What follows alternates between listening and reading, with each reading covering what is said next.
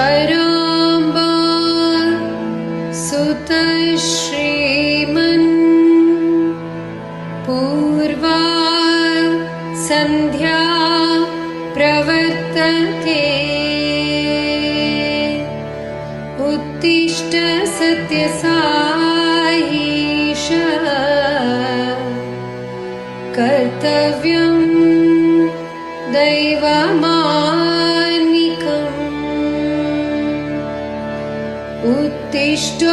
उत्तिष्ठोत्तिष्ठ पर्तीश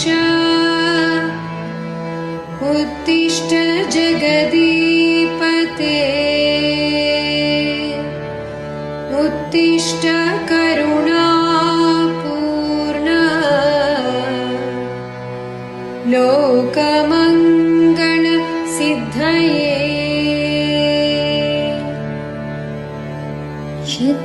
चित्रावते तटविशाल सुशान्तसौधे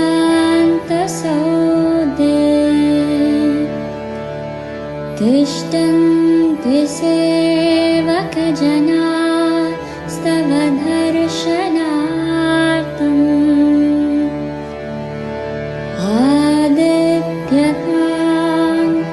आदित्यकान्तिरनुपादि समस्तलोकान् श्री सत्यसाई भगवन्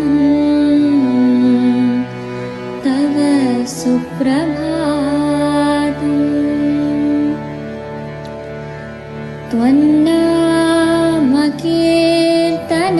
त्वन्नामकीर्तनरतास्तव दिव्यनामा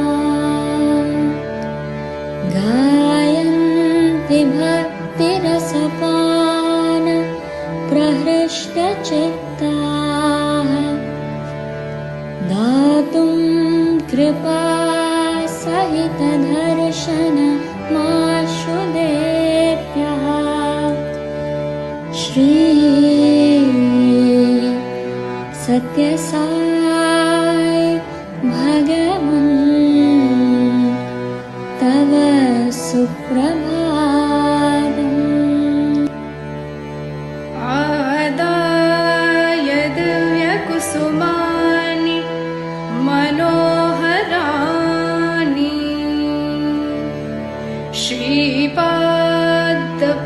श्रीपादपूजनविधिं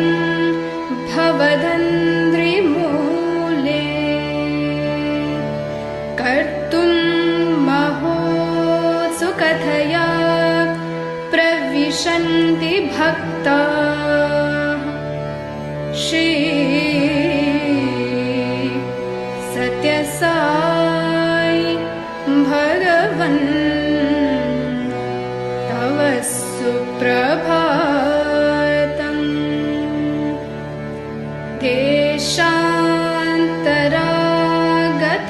देशान्तरागतबुधात्सव दिव्यमूर्तिम् सन्दर्शनाभिरतिसंयुत चित्तवृत्त्या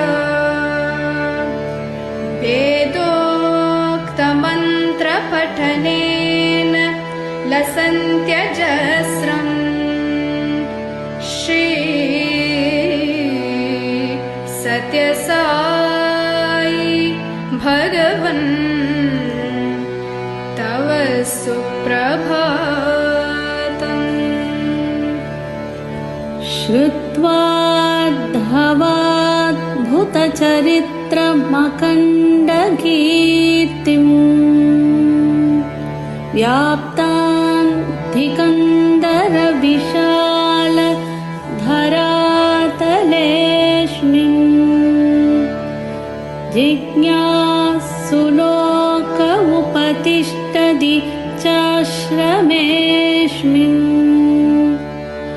श्री सत्यसाई भगवन् तव सुप्रभातम् सीता सती समविसुत्त हृदं भुजाता बह्वं घना करगृहीत सुपुष्पहारा स्तुन्वन्ति दिव्यनुदिविपणिभूषणं त्वा श्री सत्यसाई भगवन् तव सुप्रभातम् सुप्रभातमिदं पुण्यं ये पठन्ति दिने दिने ते विशन्ति परं धाम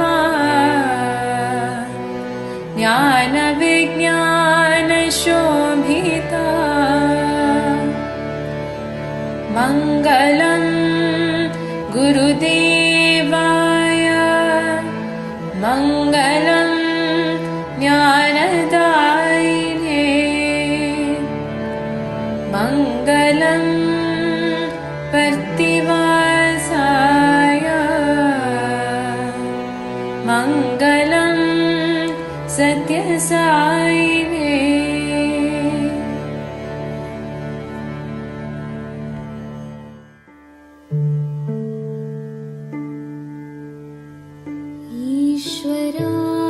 Ishwaramba's resplendent sun, it's the start of a bright new day. Time to rise, time to shine, Lord divine. Time to lead us along life's way. Awake, Lord of Puttaparthi. Awake, O Lord, over all mankind. Awake, O Lord of compassion, that the world good fortune may find. On Chitravati's peaceful shore stands our heart's own mansion. We yearn to serve you and are longing for your darshan. Morning's begun and o'er the world spreads the radiant sun. Shri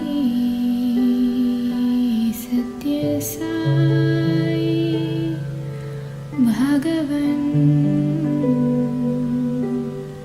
may your glory now dawn. We love to sing your sweet name with blissful emotion.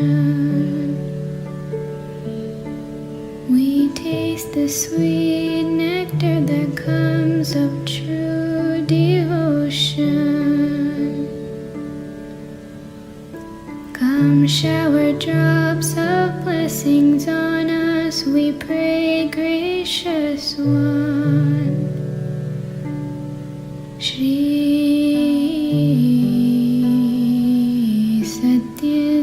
Satyasai Bhagavan,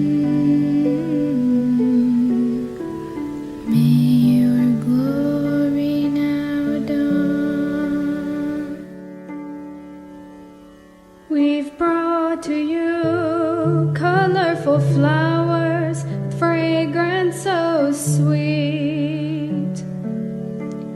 Our dear Guru, our object now is to worship your feet. Your devotees are gathered into the place where we meet. Shri Satya Sai Bhagavan, may your glory now dawn among the seekers of the world. Knowledge that you're here grew from far and near. People are coming who long to see you. They are reciting Vedic mantras, knowing their value. Shri Satya Sai Bhagavan, may your glory now dawn. Throughout the earth, people of worth are learning of your fame. They know your glory and the sweet story of why you came. Seekers of truth from every land now are singing your name. Shri Satya Sai Bhagavan, may your glory now dawn. Women demure as Mother Sita now sing in rapture, like lotus blooms drawn to the light. Their hearts are soft and pure. With garlands of sweet flowers they will adorn your picture. Shri Satya Sai Bhagavan, may your glory now dawn.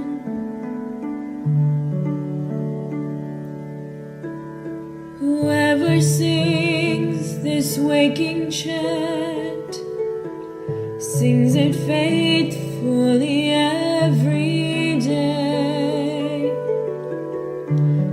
Great peace to you the Lord will grant, and the wisdom for which we pray.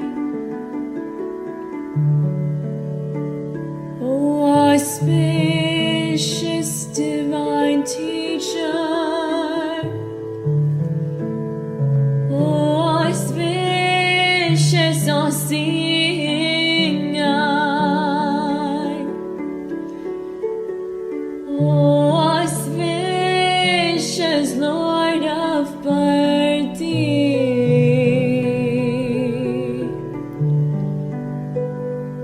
O auspicious Shri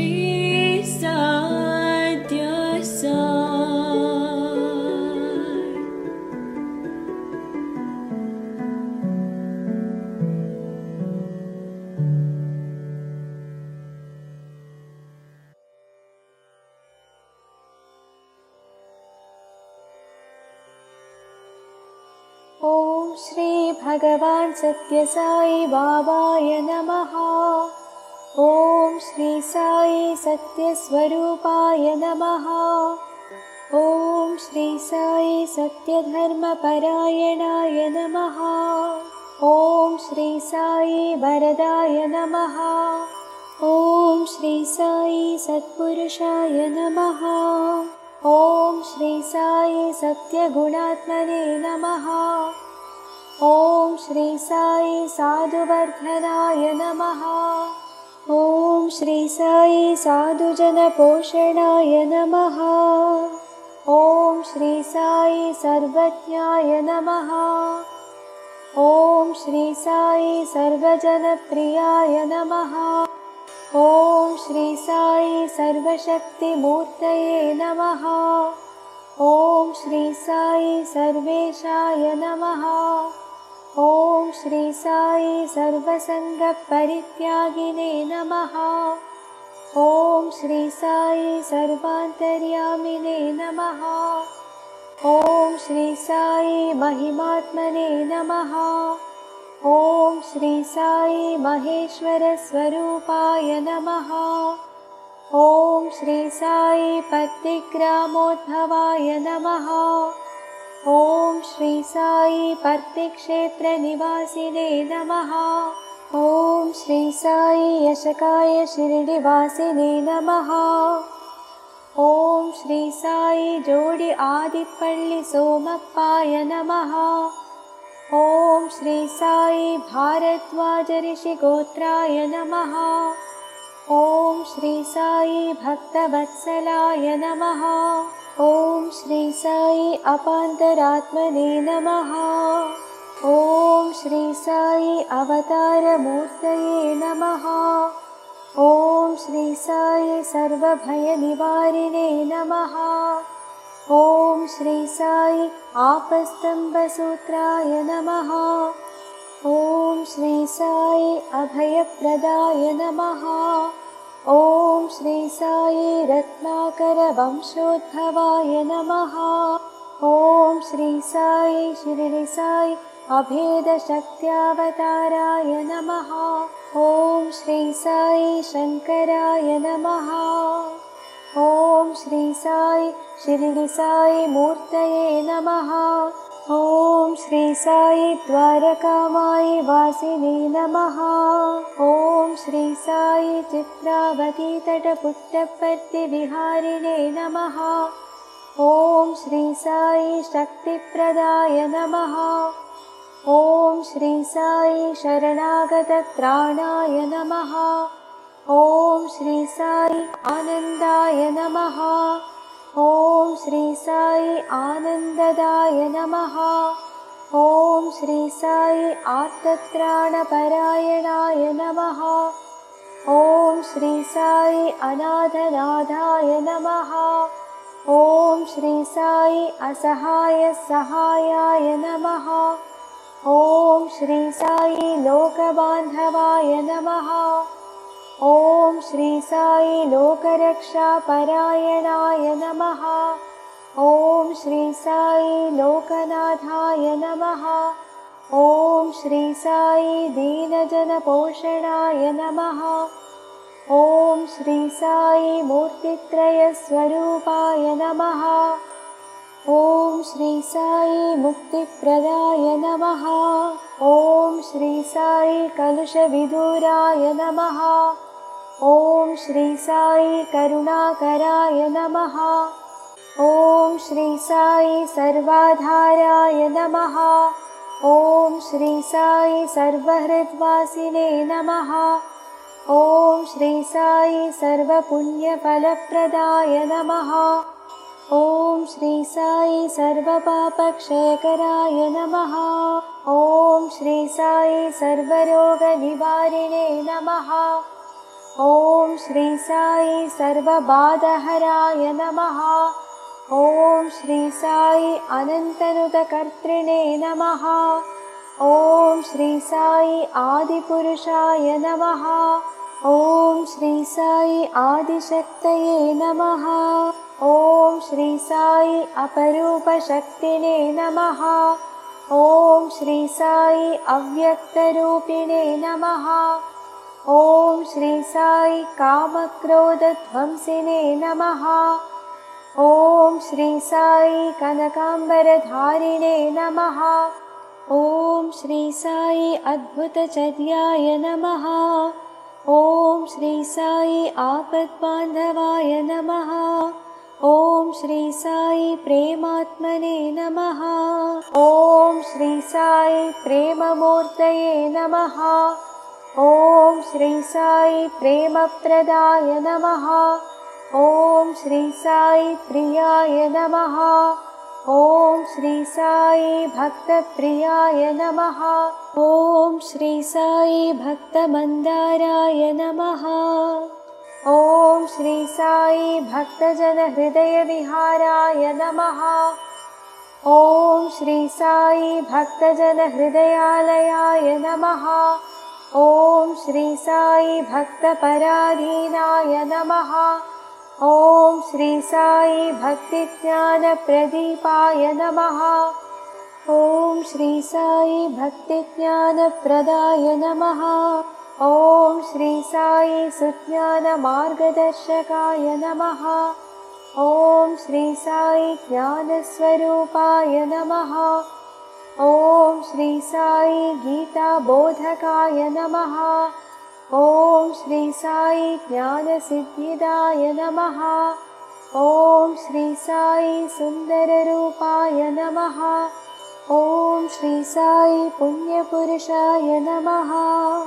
ॐ श्री साई फलप्रदाय नमः। ॐ श्री साई पुरुषोत्तमाय नमः। ॐ श्री साई पुराणपुरुषाय नमः। ॐ श्री साई अतीताय नमः। ॐ श्री साई कालातीताय नमः। ॐ श्री साई सिद्धिरूपाय नमः। ॐ श्री साई सिद्धसंकल्पाय नमः। ॐ श्री साई आरोग्यप्रदाय नमः। ॐ श्री साई अन्नवस्त्रदाय नमः। ॐ श्री साई संसारदुःखक्षयकराय नमः। ॐ श्री साई सर्वाभीष्टप्रदाय नमः। ॐ श्री साई कल्याणगुणाय नमः। ॐ श्री साई कर्मध्वंसिने नमः। ॐ श्री साई साधुमानसशोभिताय नमः। ॐ श्री साई सर्वमतसम्मताय नमः।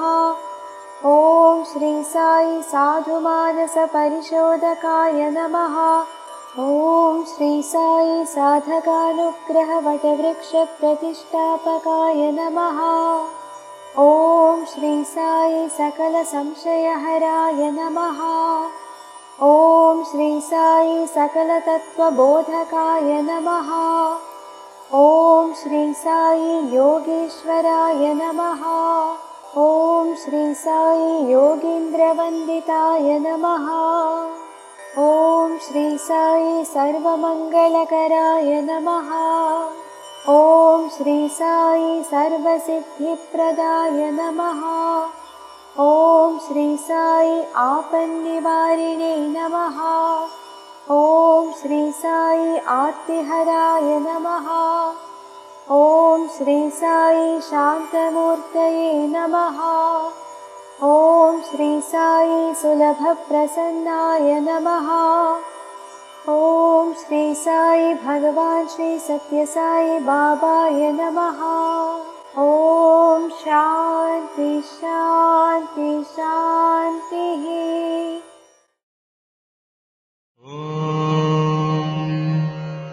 साईश्वराय विद्महे सत्यदेवाय धीमहि तन्नः सर्वप्रचोदयात्। ॐ साईश्वराय विद्महे सत्यदेवाय धीमहि तन्नः सर्वप्रचोदयात्। ॐ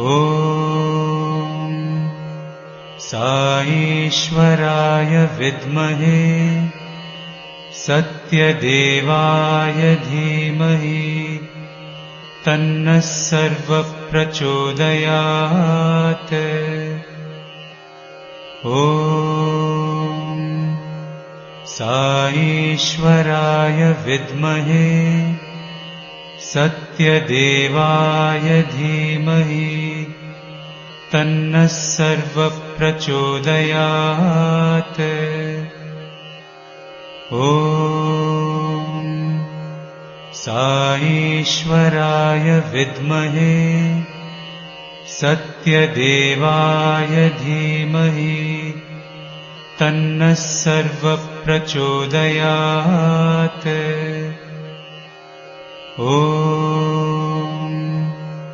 साईश्वराय विद्महे सत्यदेवाय धीमहि तन्नः सर्वः प्रचोदयात्। ॐ साईश्वराय विद्महे सत्यदेवाय धीमहि तन्नः सर्वः प्रचोदयात्। ॐ साईश्वराय विद्महे सत्यदेवाय धीमहि तन्नः सर्वः प्रचोदयात्। ॐ साईश्वराय विद्महे सत्यदेवाय धीमहि तन्नः सर्वः प्रचोदयात्। ॐ साईश्वराय विद्महे सत्यदेवाय धीमहि तन्नः सर्वः प्रचोदयात्। ॐ साईश्वराय विद्महे सत्यदेवाय धीमहि तन्नः सर्वः प्रचोदयात्। ॐ साईश्वराय विद्महे सत्यदेवाय धीमहि तन्नः सर्वः प्रचोदयात्। ॐ साईश्वराय विद्महे सत्यदेवाय धीमहि तन्नः सर्वः प्रचोदयात्। ॐ साईश्वराय विद्महे सत्यदेवाय धीमहि तन्नः सर्वः प्रचोदयात्। ॐ साईश्वराय विद्महे सत्यदेवाय धीमहि तन्नः सर्वः प्रचोदयात्। ॐ साईश्वराय विद्महे सत्यदेवाय धीमहि तन्नः सर्वः प्रचोदयात्। ॐ साईश्वराय विद्महे सत्यदेवाय धीमहि तन्नः सर्वः प्रचोदयात्। ॐ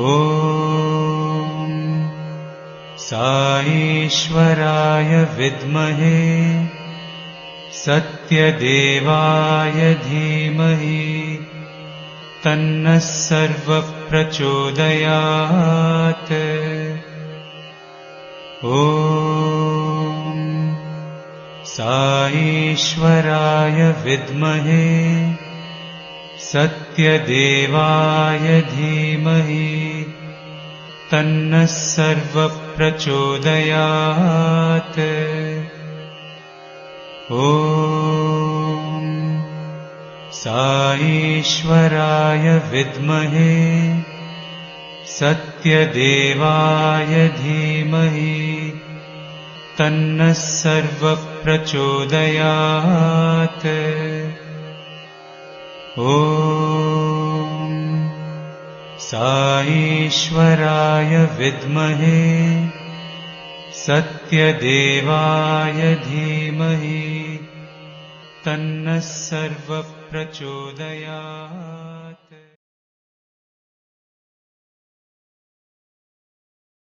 शुक्लाम्बरधरं गणपतिमन्त्रं शुक्लाम्बरधरं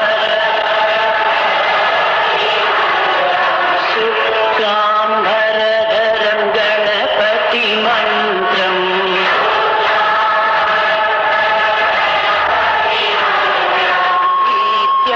नित्यं भजो भजो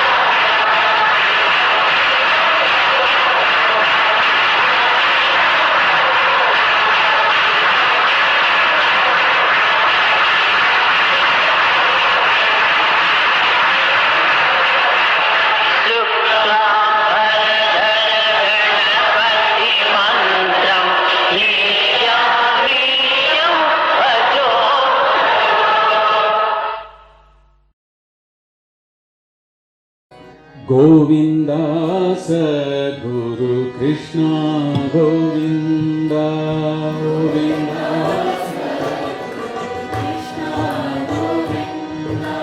गोविन्द सद्गुरु कृष्ण गोविन्द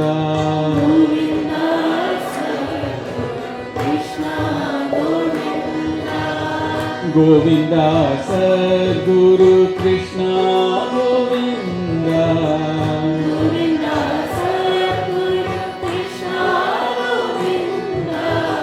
गोविन्द सद्गुरु Krishna Govind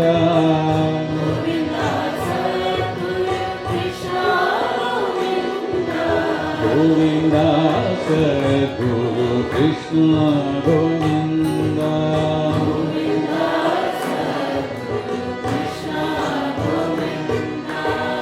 Vaheguru Satyanam Sai Govinda.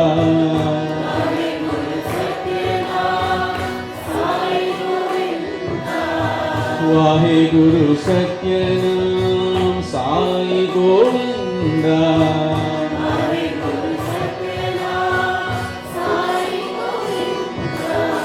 Krishna Krishna Hare Hare Radhe Govinda.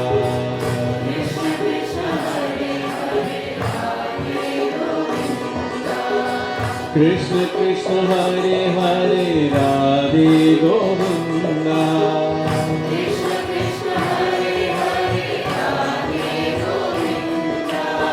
Krishna Krishna Hare Hare Radhe Govinda.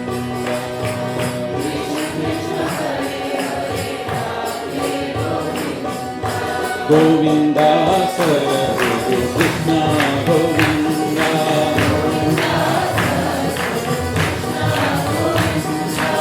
Govinda Sarvaguru Krishna Govinda.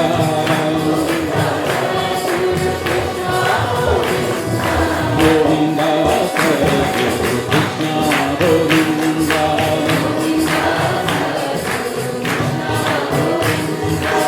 Vaheguru Satyanam Sai Govinda.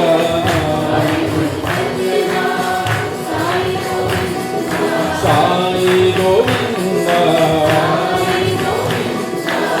Vaheguru Satyanam Sai Govinda.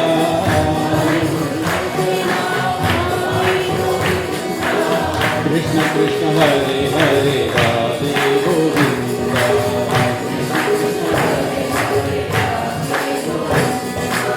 Krishna Krishna Hare Hare Radhe Govinda.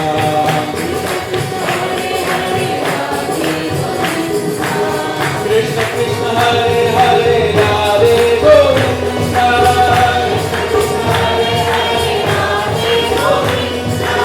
Krishna Krishna Hare Hare Radhe Govinda.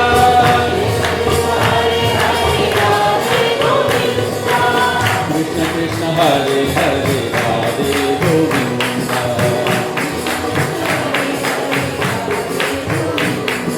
Govinda Sadguru Krishna Govinda.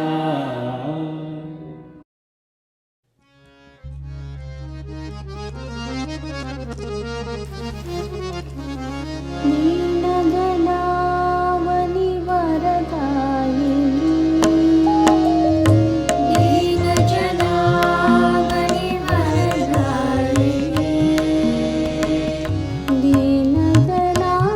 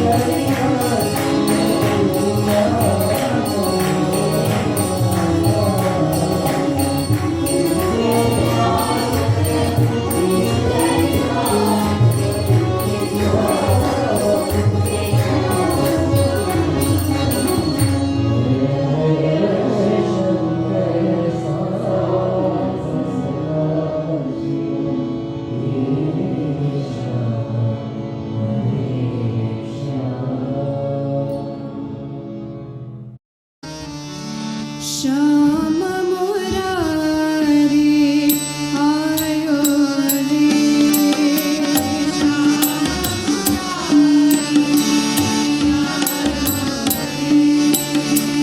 Shyam Murari आयो रे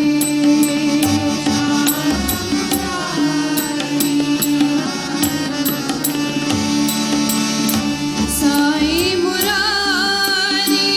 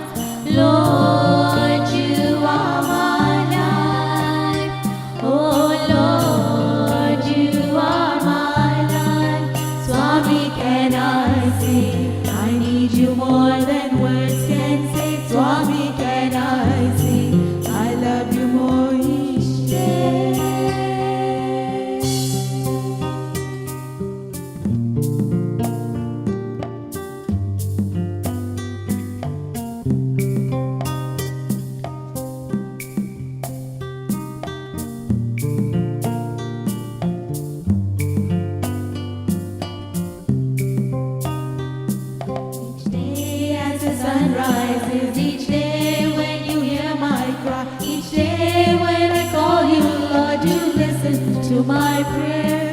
Each day as the sun rises, each day when you hear my cry, each day when I call you, Lord, you listen to my prayer. Each day as the sun rises, each day when you hear my cry, each day when I call you, Lord, you listen to my Swami, can I sing? I need you more than words can say. Swami, can I sing? I love you more each day. Swami, can I sing? I need you more than words can say. Swami, can I sing? I love you more each day.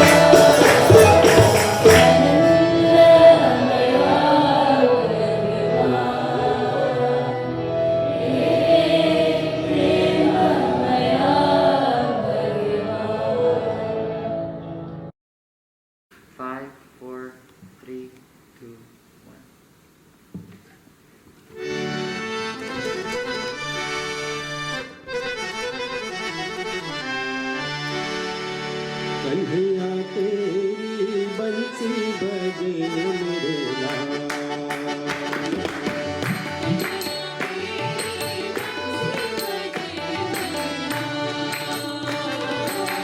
Kanhaiya तेरी बंसी बजे मेरे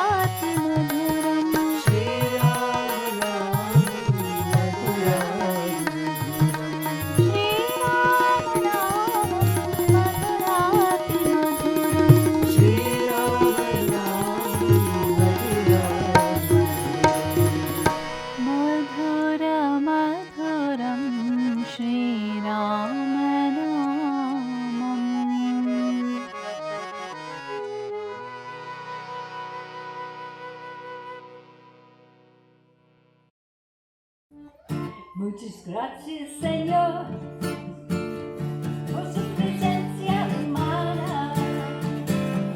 Muchas gracias, Señor, por su presencia humana. Te amo, Señor, Satisfaidora. Te amo, Señor, Satisfaidora. Thank you, oh Lord, for your presence in my life.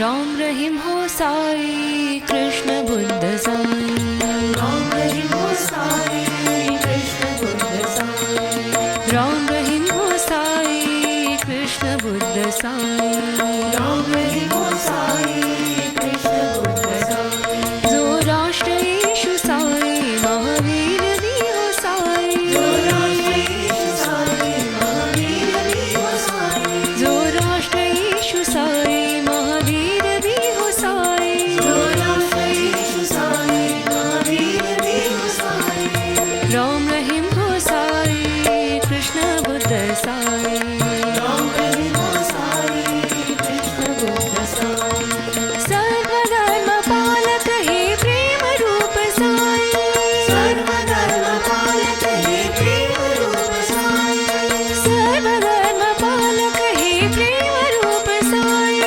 सर्वधर्म पालक हे प्रेम रूप साई सर्वजन रक्षक साई राम एक नाम सर्वजन रक्षक साई राम एक नाम सर्वजन रक्षक साई राम एक नाम सर्वजन रक्षक साई राम एक नाम राम रहीम साई राम रहीम साई राम रहीम साई राम राम रहीम साई राम रहीम साई राम रहीम साई राम राम रहीम साई राम रहीम साई राम रहीम साई राम राम रहीम साई राम रहीम साई राम रहीम साई राम राम रहीम हो साई कृष्ण बुद्ध साई राम रहीम हो साई कृष्ण बुद्ध साई जो राष्ट्र यीशु साई महावीर भी हो साई जो राष्ट्र यीशु साई महावीर भी हो साई राम रहीम हो Sai Krishna Buddha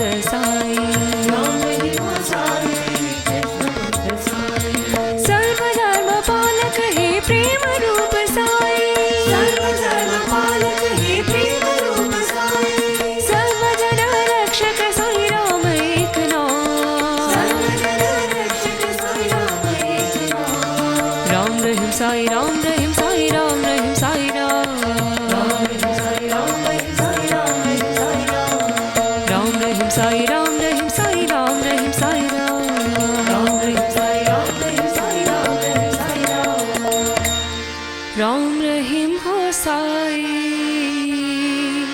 Krishna Buddha Sai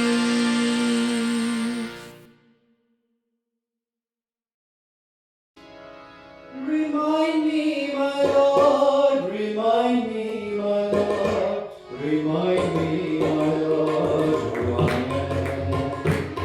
Remind me, my Lord, remind me, my Lord, remind me, my Lord, who I am.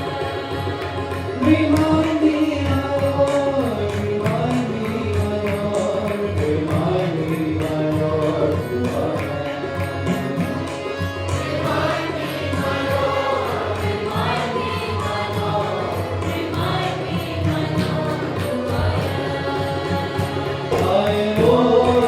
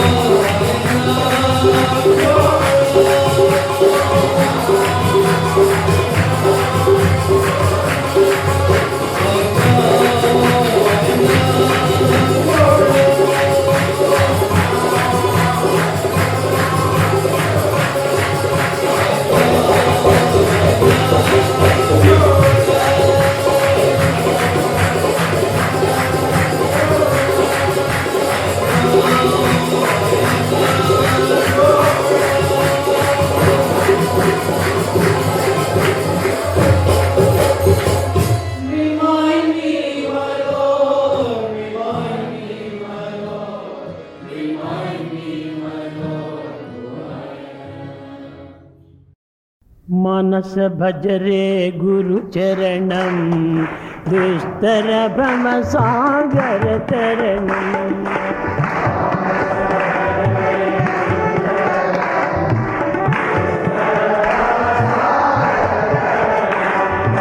मानस भजरे गुरु चरणम दुस्तर भव सागर तरणम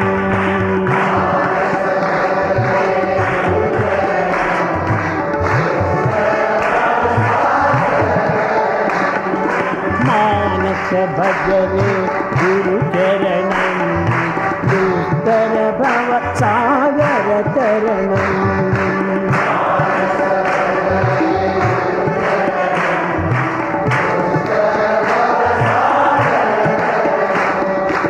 ओम नमः शिवाय ओम नमः शिवाय ओम नमः शिवाय शिवाय नमः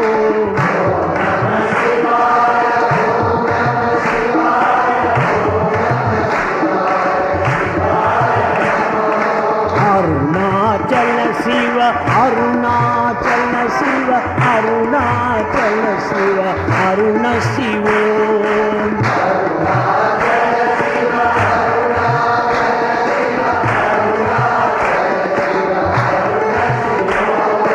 Arunachal Shiv Arunachal Shiv Arunachal Shiv Arun Shiv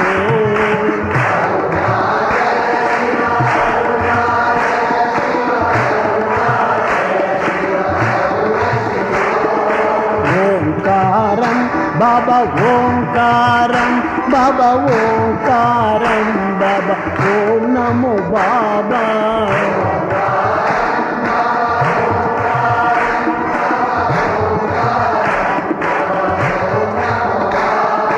Manas bhajane Guru Charanam, Dustar Bhava Sagar Taranam.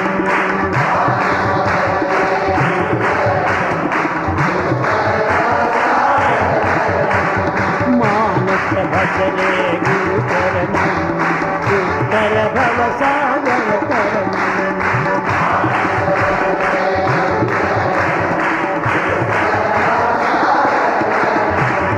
Guru Maharaj गुरु जय जय साईनाथ सद्गुरु जय जय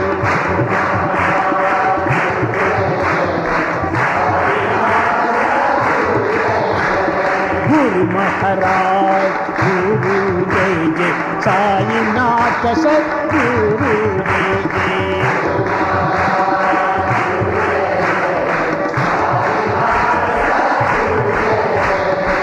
मानस भजरे गुरु चरणम दुस्तर भव सागर तरणम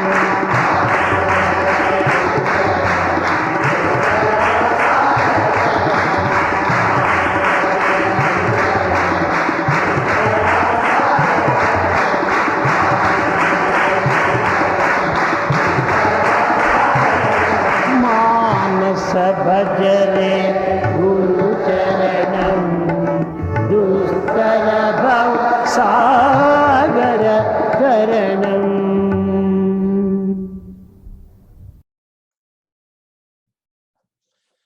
Sairam, I offer myself at the sweet lotus feet of our beloved Bhagwan Sri Satya Sai Baba. Respected elders, dear Sai brothers and sisters and children, good morning and a most loving Sairam to all of you. We are delighted to present to you an amazing Labor Day weekend retreat. And the theme is most appropriate, Pathway to Prashanti. What better journey than the road to Prashanti, the highest, purest place of peace. It's certainly been a harrowing year with so many challenges that we've all had to face.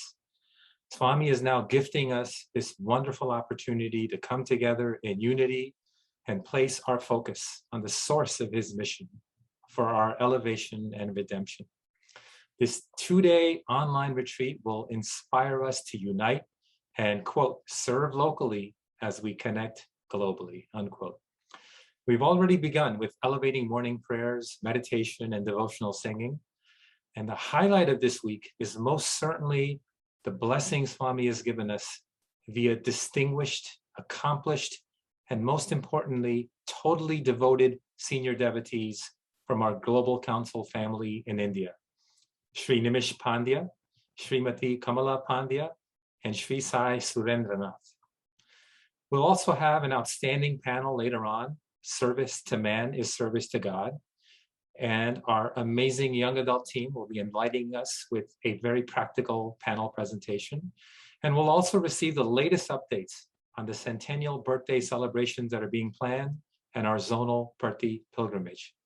So let's get right into our first segment, a conversation with two distinguished devotees who have and continue to provide yeoman service to Swami's organizations.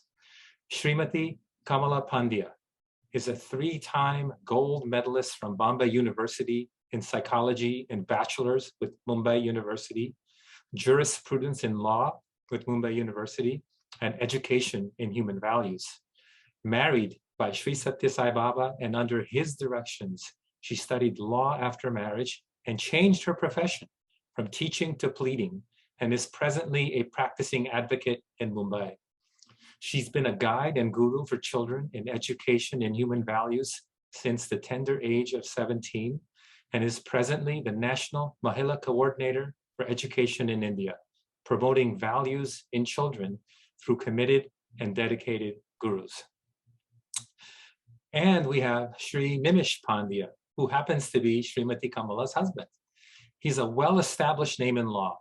He has successfully practiced law in different aspects, such as mergers, acquisitions, company matters, real estate, contracts, and litigation.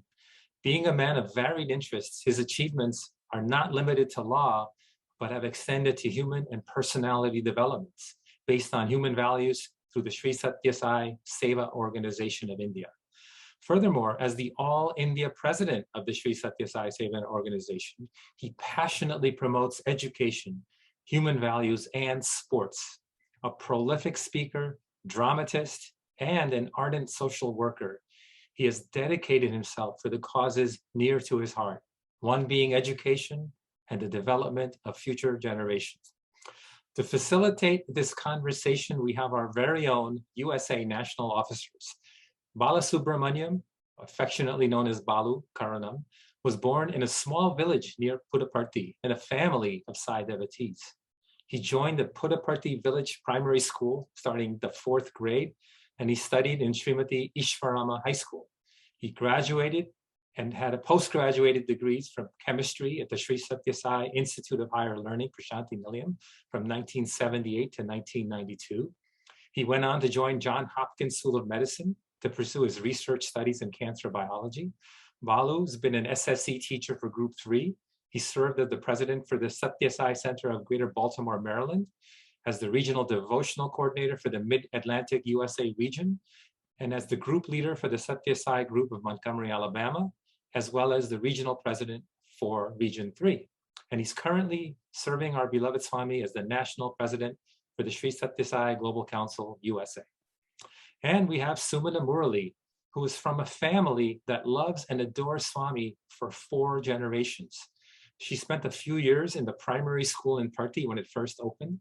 She attended 3 years as an undergraduate at the Sri Satya Sai Institute of Higher Learning.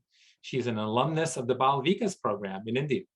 And she has taken both Course 1 and Course 2 training from the SSEHV, ISSE Institute of the USA, and is one of its former faculty members. She has conducted SSEHV classes in the community for 2 years and has always been an active member at the center as an SSE teacher, educational coordinator, regional YA advisor, and regional educational coordinator. Overall, she's had 24 years of involvement in the program. She is also a full-time educator as an elementary public school classroom teacher. So let's sit back and enjoy as I turn the program over to Balu and Sumana. Sairam. Thank you, Brother Akshay. Offering my most humble salutations at the lotus feet of Swami. It is my honor and privilege to welcome Sri Nimish Pandya, Vice Chairman of Sri Satya Sai Global Council, and also his wife, Srimati Kamala Pandya. On behalf of all the Sai devotees in US, we welcome you to this program. We would like to know how your family journey started to Swami. Please tell us your journey to Swami and also take us along with the journey. Sairam. Om Shri Sai Ram. At the outset, I offer my gratitude to Bhagwan for this opportunity to be able to interact with all my brothers and sisters in the United States of America on the Labor Day retreat. Indeed, it's a great fortune. I know the tremendous devotion and love that all my brothers and sisters in the United States have for Swami, and it's been a great source of inspiration for me as and when I have had an opportunity to visit the United States. I've seen them in action, I've seen their emotions, I've seen their faith, and I've always been very impressed with them.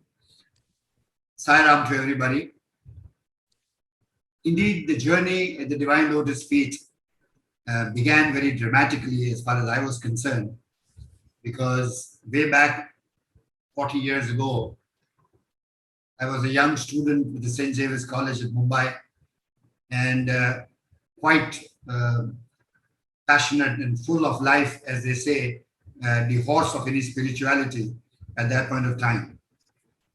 But I suppose it is the great benevolence of the Master whose grace fell on my family, and one by one, as a master stroke, as a great master picks up one soul at a time and puts the whole family into the field. That's how the whole thing started. I remember it was through Bal Vikas that Bhagwan entered my family. Dharmesh, my youngest brother, was a student of Bal Vikas in the very building, in the very housing complex that I was staying. We had a very devoted British Guyanese lady, Mrs. Jean Vagela, who was so attached to Bhagwan that she was constantly at my family to go to Puttaparthi, to listen about Swami. And when none of us in the family responded to her, I think Bhagwan made her catch Dharmesh as the youngest person. And it so happened that Kamala was the assistant Bal Vikas guru to Mrs. Vagela, and Dharmesh used to be there. And Dharmesh used to come back home with shlokas and stories, and all of us, Mayur and myself, not connected with Swami at that point of time, we used to be very amazed as to what this kid is learning and from where he's learning. And though we used to see Kamala come to our building and teach children, but we never got interested in this whole situation. I think the next person that Swami focused attention was my mother, with Dharmesh in the Bal Vikas class. Obviously, mother was the next person to be impressed upon by Bhagwan. And when Jeena Auntie, as we used to call the British Guyanese lady, and my mom and Dharmesh became a motivating factor for Swami's entry in our house. Logically, I suppose my mother influenced me to a great extent to at least visit Swami. There was a great hesitancy, but I had another friend of mine who's recently now in San Francisco. He used to be very deeply devoted to Bhagwan, and we were both in St. Xavier's College, and he would insist that I should go to Puttaparthi and I should go to Vrindavan. But apprehension as it was, because of the worldly lure and the worldly attachment, created great resistance in me until one day, the day happened, and he took me to Whitefield. I was studying law those days very hesitantly. I never wanted to become a lawyer. But my father was a very renowned lawyer, and it was his wish that I should become a lawyer. But I was not interested. I was very much interested into dramatics, and I wanted to be a film star. And I was about to join the Film and Television Institute in India. But just to not upset my father, I used to carry my studies in law in a very intermittent manner rather than being very serious about it. And at that time, when my friend took me to Vrindavan, I was carrying my constitution law book with me. And then in my mind, I said, look, fine, Swami, if you think you are so great, then you must bless my book. And if you bless my book, then I know I must pursue this career. And I think that was the turning point. I went to Vrindavan with my friend. And Swami didn't speak to me. It was those beautiful days when the Krishna statue was there. And I was sitting there, and Swami came by very gracefully. And as he passed by me, his gown touched my face. He literally brushed my face with his gown. And that put me in a trance for nearly 10 minutes. And I was profusely crying. And I think when I came off that stupor, my friend was asking me, what happened? Why are you weeping? And then I think it was a tremendous cleansing process by that one stroke of love and affection that he granted me, that the whole mindset changed. And when the whole mindset changed, the entire inner being gets transformed, and love overtakes every logic, every thought process that comes across. And that brought the change. And I came back home a completely different man. And then the next person to change in my family was Mayur. Mayur in those days was a very hep guy and a great model on the ramp in his college. And he was the last person, and he was very upset that the eldest brother and the youngest brother and the mother are now into some hocus pocus. And he was not really happy. And then one day when he was cornered, I had brought a picture of Swami in the house, and he says, with sheer anger, he says, he was telling my mother and me, I'm going to turn this picture upside down. And if he's God, let him turn around. So that was the challenge that he threw to Swami. And lo and behold, as things changes, I got a dream that in those days, the Vrindavan summer courses were happening. And the summer course was happening. And then I got a dream that Swami is inviting me there. And I'm sitting in the auditorium in a particular seat in the aisle. And then Swami comes up, and he comes into the aisle in between my legs, and he's talking to my neighbor. Now, this was a dream. And when I got up in the morning, I realized that this is impossible, because I'm already not a student. I've already crossed my age. And where am I going to go to a summer course of Bhagwan? But lo and behold, what happened was that Mayur had a peer friend of his whose parents were in the same building. They were from Kerala, and their mother and father were very great devotees.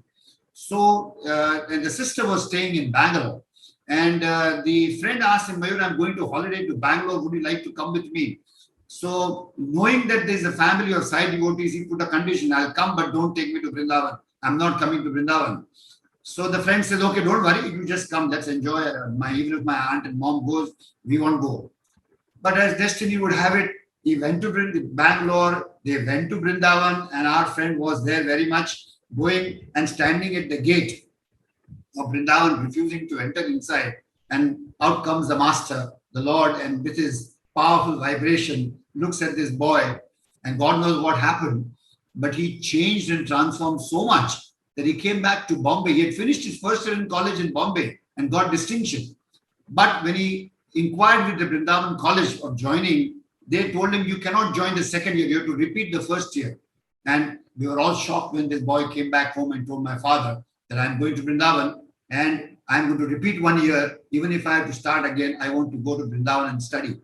And that's the time we realized, and he realized, the challenge which he had thrown to Swami of turning the photo. The photo did not turn, but I'm sure he turned his life completely. And that's the story that I think the entry of Swami was completely, it was like a complete takeover by Bhagwan of the family. And the last to fall the wicket was of my father. Being a lawyer, a man of great logic, he would never succumb to these things. But somehow or the other, I think he had no option when the whole family was there. He had to join. And that's how the entry of Bhagwan in the Pandya family came from that perspective. And while this was happening, simultaneously, the things were happening in Kamala's life, which I'm sure she'll share just now. So Kamala auntie, how did you come to Swami? This whole transformation, we have to be very careful what we ask him, because he will just give it to you and more. So how did you come to Swami? Actually, I started getting dreams. Every Wednesday night or Thursday morning, Swami would come in my dream. And one sentence he would keep saying, teach my children.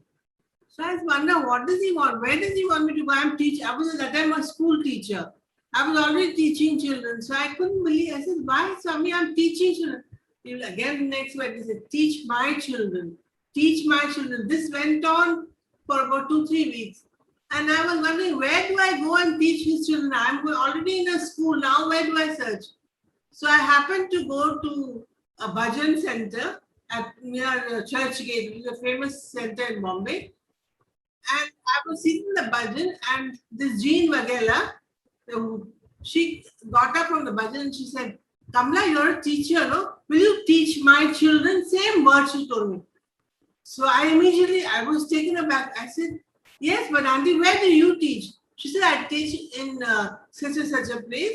You come on Thursday, you prepare a story and come." So I said, "Okay." And what happens the next was, on Thursday, I walked into that class with a story of Kundalika. And being a professional teacher, I took my aids with me, charts and all that. And I went to the class and I told the story.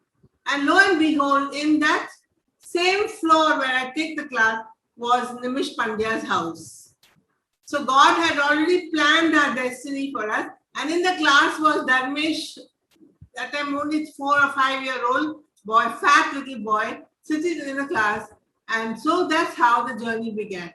And from that day onwards, from that Thursday till now, I'm still taking Balvikas. So that's how Swami came into my life. And every time we come to Bombay, he'd ask, "Bombay teacher, where are you? Where is your Balvikas? How is the Balvikas going on? Acha chalta hai na?" Very happy, very happy. And at that time, Indulal Shah sent Willie Nanji, Dr. Willie Nanji, for taking research of all the Balvikas classes. So she happened to come one Thursday to my class. I was unaware of her coming, and she observed my class and wrote a very good report. So Indulal wanted to know who this Kamala Pandya, Kamala Bharwani was that time. And he said, "Who is this girl? Who's excelling in Balvika?" So he asked me to come and meet him. And I went and met him. And from that day, there's been no turning back from Balvika. Yeah? That is just amazing. I was wondering, when Swami came in your dream every Thursday and said, "Teach my children," did you know Swami before that? Yes, I met Swami when I was about 4 or 5 years old, because we were living in Bangalore at that time.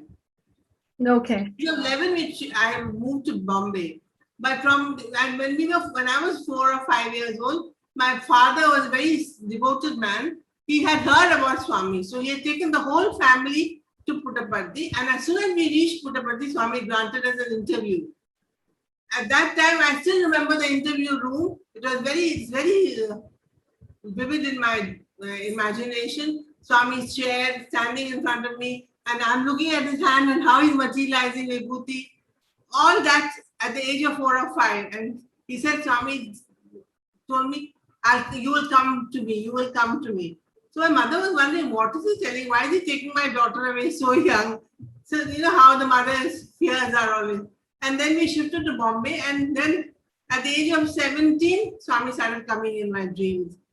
And from that time, I've been taking Balvikas and singing bhajans.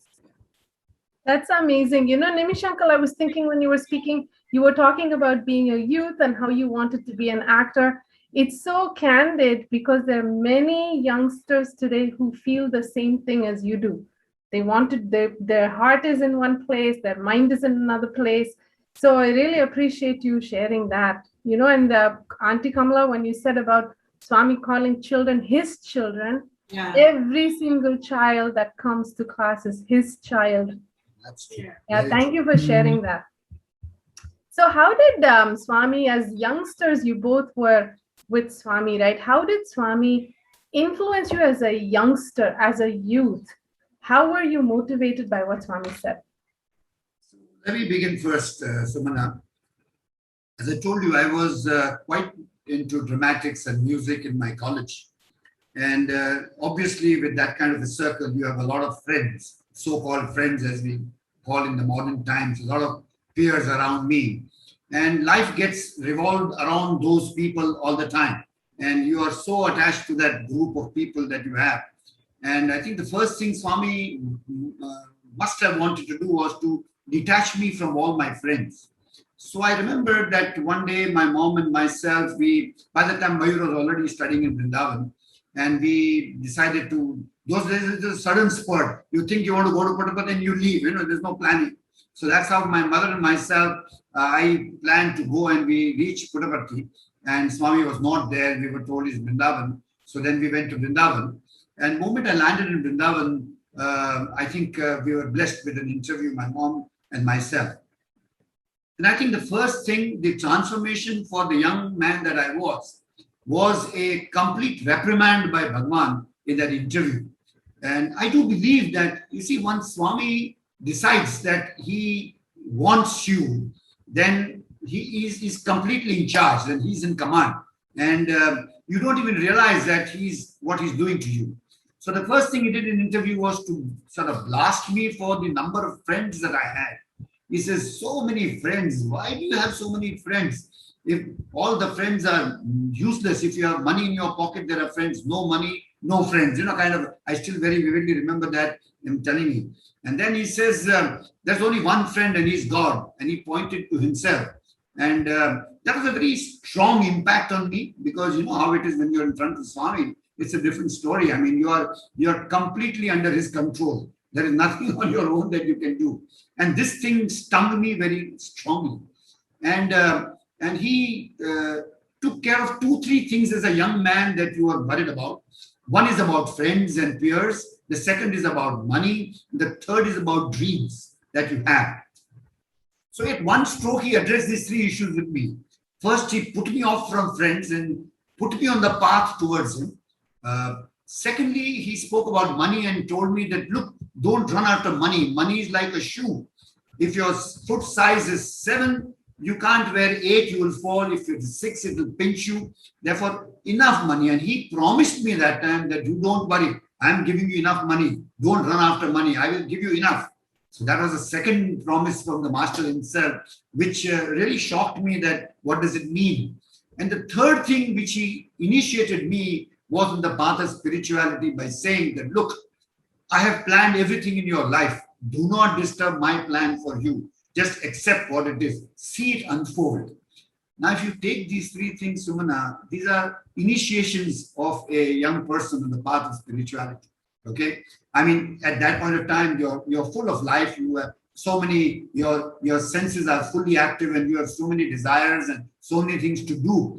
But how lovingly the master puts you on a path and then puts you thinking that, I mean, his grace is there, but he sets you on the path of effort, you see. So the first lesson I learned there was that transformation, that the grace is there, but the effort must come. And the Lord also helps you with that effort. It is not that it's left to you. I mean, look at the compassion. He grants you the grace, tells you to do the effort, and then helps you to make the effort also. So I think that was, in hindsight, when I look back, I think that was the first step that he put me. And that started a transformation of this young, brash person from college into the field of Sai was the situation. I think Kamala also came into the field through Bal Vikas. Yeah, I came in as a Bal Vikas Guru, I told you. And whenever Swami would come to Bombay, which was quite often, twice a year, he would come. January and May was fixed in Bombay. He would search for me in the crowd and say, Bombay Bal Vikas, kidhar hai? Where is Bombay Bal Vikas? So I was named only as Bombay Bal Vikas. And so then whenever he would search for me, and then he'd come and say, Kaisa chalta hai Bal Vikas? So I would think in my mind, Swami, slokas are very difficult, because I was from a convent educated school. I didn't know much of Hindi and Sanskrit. I only knew English. So that Suprabhatam was too much for me to teach, and I had to teach children. So I wondered, Swami, how will I can teach everything, but what about the Suprabhatam? What do I do about it? So Swami said, you learn, you practice, every day practice one shloka, and on Thursday you go and rattle it out to the children. So that's how I learned from scratch how to be a Bal Vikas Guru. And at that time we used to have exams for Bal Vikas Gurus. So I had given an exam and I scored first in that. So that again came in the limelight, because everybody wanted to know who this girl is who has scored so high and writes so beautifully. So from that time, I came into the eyes of Indubai Shah. And every time when Swami would come to Bombay, we would take out a rally. So you would have read about the 5 Ds that we did, the 4 reps, all in Satyadeep, on the lawns of Satyadeep around. And 3,000, 4,000 children, we'd gather them. And they would, in extempo, talk from here, talk, and Swami would search who's talking from where. That was what he loved, to see children pop up and say something. So Swami loved that. And every year we would put up a drama whenever he came to Bombay. So that's how I came into the Sai Pool. It was only through Balvikas. Saram, it's beautiful, wonderful to hear your, the journey to Swami. And Nimish Bhai, the film star, we were always used to look for the film stars coming to Swami. And, we realized that Swami is the universe. That's why all the stars come there. And, these stars are part of the universe. And even my first, when I did the mono action of a film star in front of Swami, can you imagine? Swami enjoyed 15 minutes, and when I came down and I took Padnamskar, Swami gave Padnamskar, and Swami said in Telugu, Baga Chesadu, saying that he has done good. And then he paused and said, Sinimalu Baga Chusadu. Swami says to all the elders, he has seen the movies very well too. Everybody were laughing, and I touched his lotus feet. And these are all, again, film stars, also devotees. They undergo a lot of, they also need mental peace and come to God. Actually, we have seen many film stars ending up at Prashanti, Brindavan, and in the lawns, waiting for Swami. Wonderful, the movie stars like Shivaji Ganeshan, Rajkumar of Kannada industry, and Manoj Kumar, who came to Swami, all that. So very nice. And this photo flip, that touched me quite a bit. The photo didn't flip, but entire life of Brother Mayur changed. And also it is so nice to hear your journey. The younger one takes the entire family to, see the greatness of Balvikas, since Sister Sumana is here. One child going to Swami takes the entire family going to Swami. It's a beautiful journey. Yeah.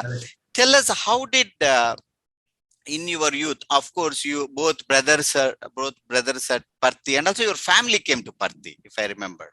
So how was you are staying in, I think that is the time both of you might have got married.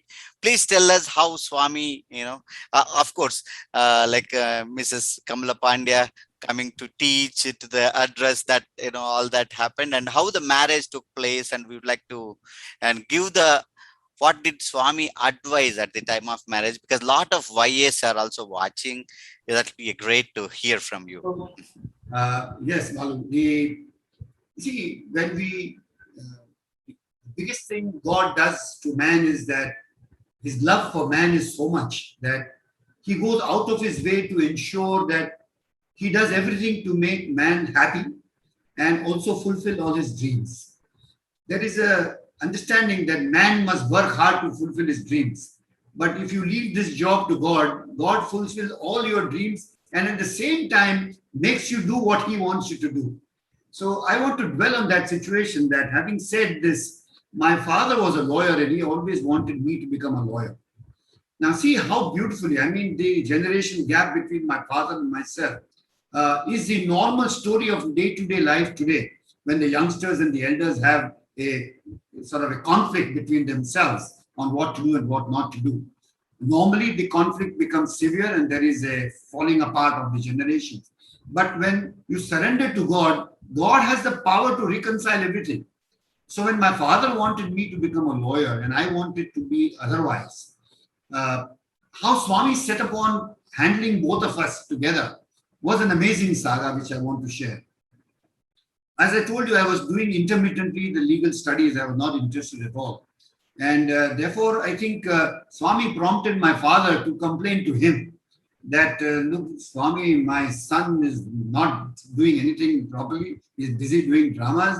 And I've got such a huge thumping practice. And Swami, you must tell him that he must become a lawyer. So Swami sought this opportunity and started gunning for me.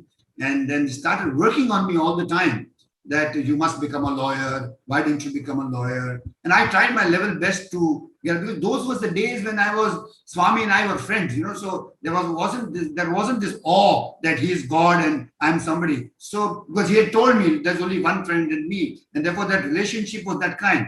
So I could be audacious enough to argue with him without realizing what I'm doing. So when he would say, you become a lawyer, I said, no, Swami, I don't want to become a lawyer. He said, why don't you want to become a lawyer? I said, no, it's a boring thing. I've seen my father with tons of books, and I mean, there's nothing that you can do. And it's the most disinteresting situation. They said, no, it's a good thing to do. You must become a lawyer. Then I realized that he's sort of really cornering me to say yes, Samaj, and I tried my best. Then he said, no, Swami, I don't like, because, and it's very boring, Swami, I don't remember. I study, but I don't remember. I forget everything. He said, no, don't worry, you study, I will remember for you. I mean, that was the first law of contract that I heard, of proposal and an acceptance kind of a situation, where Swami taught me, don't worry, you study and I will remember for you. So I was lost, like I had no other excuse to give. So then what happened was that he promised my father, without even knowing the facts of what the reality in college was. My attendance was not up to date. My terms were not filled up. I didn't have books, nothing. And I was doing intermittently my subject. My finalization was criminology. And criminology was not, I didn't have a book with me of what criminology was. C of criminology was not known to me. And he promised my father, don't worry, June coming, he's going to become a lawyer and come.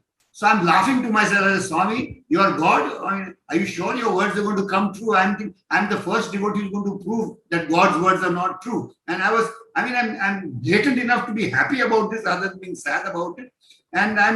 But out of sheer love, because as a friend, my attachment was to Swami. So I said, okay, Swami, since you're saying I'll try, but your words are going to fail. I cannot become a lawyer. You don't even know the rules of the Bombay University. And so there's a question. They won't allow me to sit, but I got my ticket. I sat for the exam. The question paper came. I'm reading it. I don't know anything. And I'm not sad. I'm very happy. I'm smiling. Swami, you're going to fail now. But something tells me, don't be so. I was a little ashamed to walk out of the examination hall in 5 minutes. So I said, let everybody start busy writing their papers. And when each one is involved, I'll quietly hand over my paper and move out. After 10 minutes, when the paper turned, I just saw that there were so many questions on criminology there, but they're all related to delinquency amongst children and women. Now, you see, I don't know the law, but having been in love with Bhagwan, and when you are devoted to Swami, how Swami helps you to see. I remembered a discourse of Swami where he was talking about how family as a unit in India sustains the society as against the West, where there's an individual as a unit of society. So I said, wow. And then when there's a family as a unit of society, everybody in the family is protected, the men, the women, and the role of the women. So, wow, I said, out of sheer jest, I wrote that discourse as an answer in that paper. And lo and behold, I passed. I got like nearly first class marks I got. And I was there, passed, and I reached Puttaparthi. Then you know what he said? The first thing he told me when I reached Puttaparthi is, see, breach of contract. You did not study, still I remembered for you. You see, that was an amazing thing that I still remember so vividly. Swami laughingly telling me that, And then, and lo and behold, I became a lawyer. I didn't know the law, but I was a lawyer, kind of a situation. See what Swami can do for God. And I want to tell all my young friends, even if you don't do anything, love God from the bottom of your heart. Be devoted to Swami, and He's capable of doing any miracle for you in life. And that's my standing example in front of you, that without doing anything, He will do everything for you. And the point which I wanted to make was, I now became a lawyer. I didn't know the law, but He promised me that you go back and start practicing. I will send you work. And that's the first time I met Mr. Indulal Shah, he was by profession a chartered accountant. He calls me next day. He says, hey, why don't you come to why have you not told me that you passed law? So I said, who are you? Why should I tell you whether I'm a lawyer? He says, come to my office tomorrow. So I went there because I knew by that time who this man was. So I went to his office and he fired me. He threw me out of the office the first day because I was not carrying a diary in my hand. I walked in just like that, The first lesson in discipline and in perfection in job came to me from Indulal Shah, that you have to be perfect in what you do. You have to be very conscientious in what you do. You just can't take things lightly in your life. But then after that, through he became my mentor in many, many ways. And you won't believe me, the grace of God gave me a lawyer who did not know law. A biggest case of my life in the first 3 months of my becoming a lawyer. And that was the conveyance of a huge property of Joy Ice Cream who's one of the devotees of Swami, Mr. Java, his fact is conveyance, which lawyers of 30 and 40 years would get such a case. I got it in 3 months, and I was supposed to do that. And I remember I got my first hefty fee of 40,000 bucks just as a lawyer. Having established me for my father's sake, he didn't ditch me in my career of law. And since that day, when I joined Indulal Shah, I think he blessed me by permitting me to have a drama or a music program every year of my 40 years that I was Swami, every year. So he balanced both. He ensured that the art in me was taken care of, my father was taken care of, and he ensured that I would be grateful to him for both the blessings. And I'm grateful to him because as a lawyer, I got my respect in society. And my art was directed towards children and Bal Vikas and fulfillment on both the fronts. This God can do if you love him and you surrender to him. He can do this for you. It's an amazing story. But you know what is amazing about what you shared just now is how your relationship with Swami. Swami is a mirror. You took him as your friend, and he was your friend. And the implicit faith you had, he asked you to go take the exam. And it often always reminds me of how when we have implicit faith, he will qualify us for the job. You know, he qualified you to be a lawyer. And just the joy in your face when you were talking about it is very infectious, Uncle. You look like a youngster. It's still so vivid in my mind. It is still so vivid. And I often cry when I think about this, that what did he do to me? It's like a dream right now. You know, I mean, it just kind of. Auntie Kamala, you have anything to share about advice Swami gave you during actually, wedding? About the marriage, Swami started talking to me. He came in my dream again as usual and said, "Main tera purohit banunga." So I didn't understand what he's telling. I only heard the word purohit. And at that time, I had one proposal going on. I had gone to Purohit Hotel. So I thought that must be the man in my life. So then it didn't work out, and I came home. And this continued for a little while. And Swami every time would say, "Main ladka bhejta hu. I will send the boy to your house." So I used to wonder what is he talking. And once we happened to be in Dharmakshetra together, I was in charge of the academic front of Bal Vikas, and he was in charge, Nimish was in charge of the cultural front. And therefore we would constantly meet, and sort of bonding took place.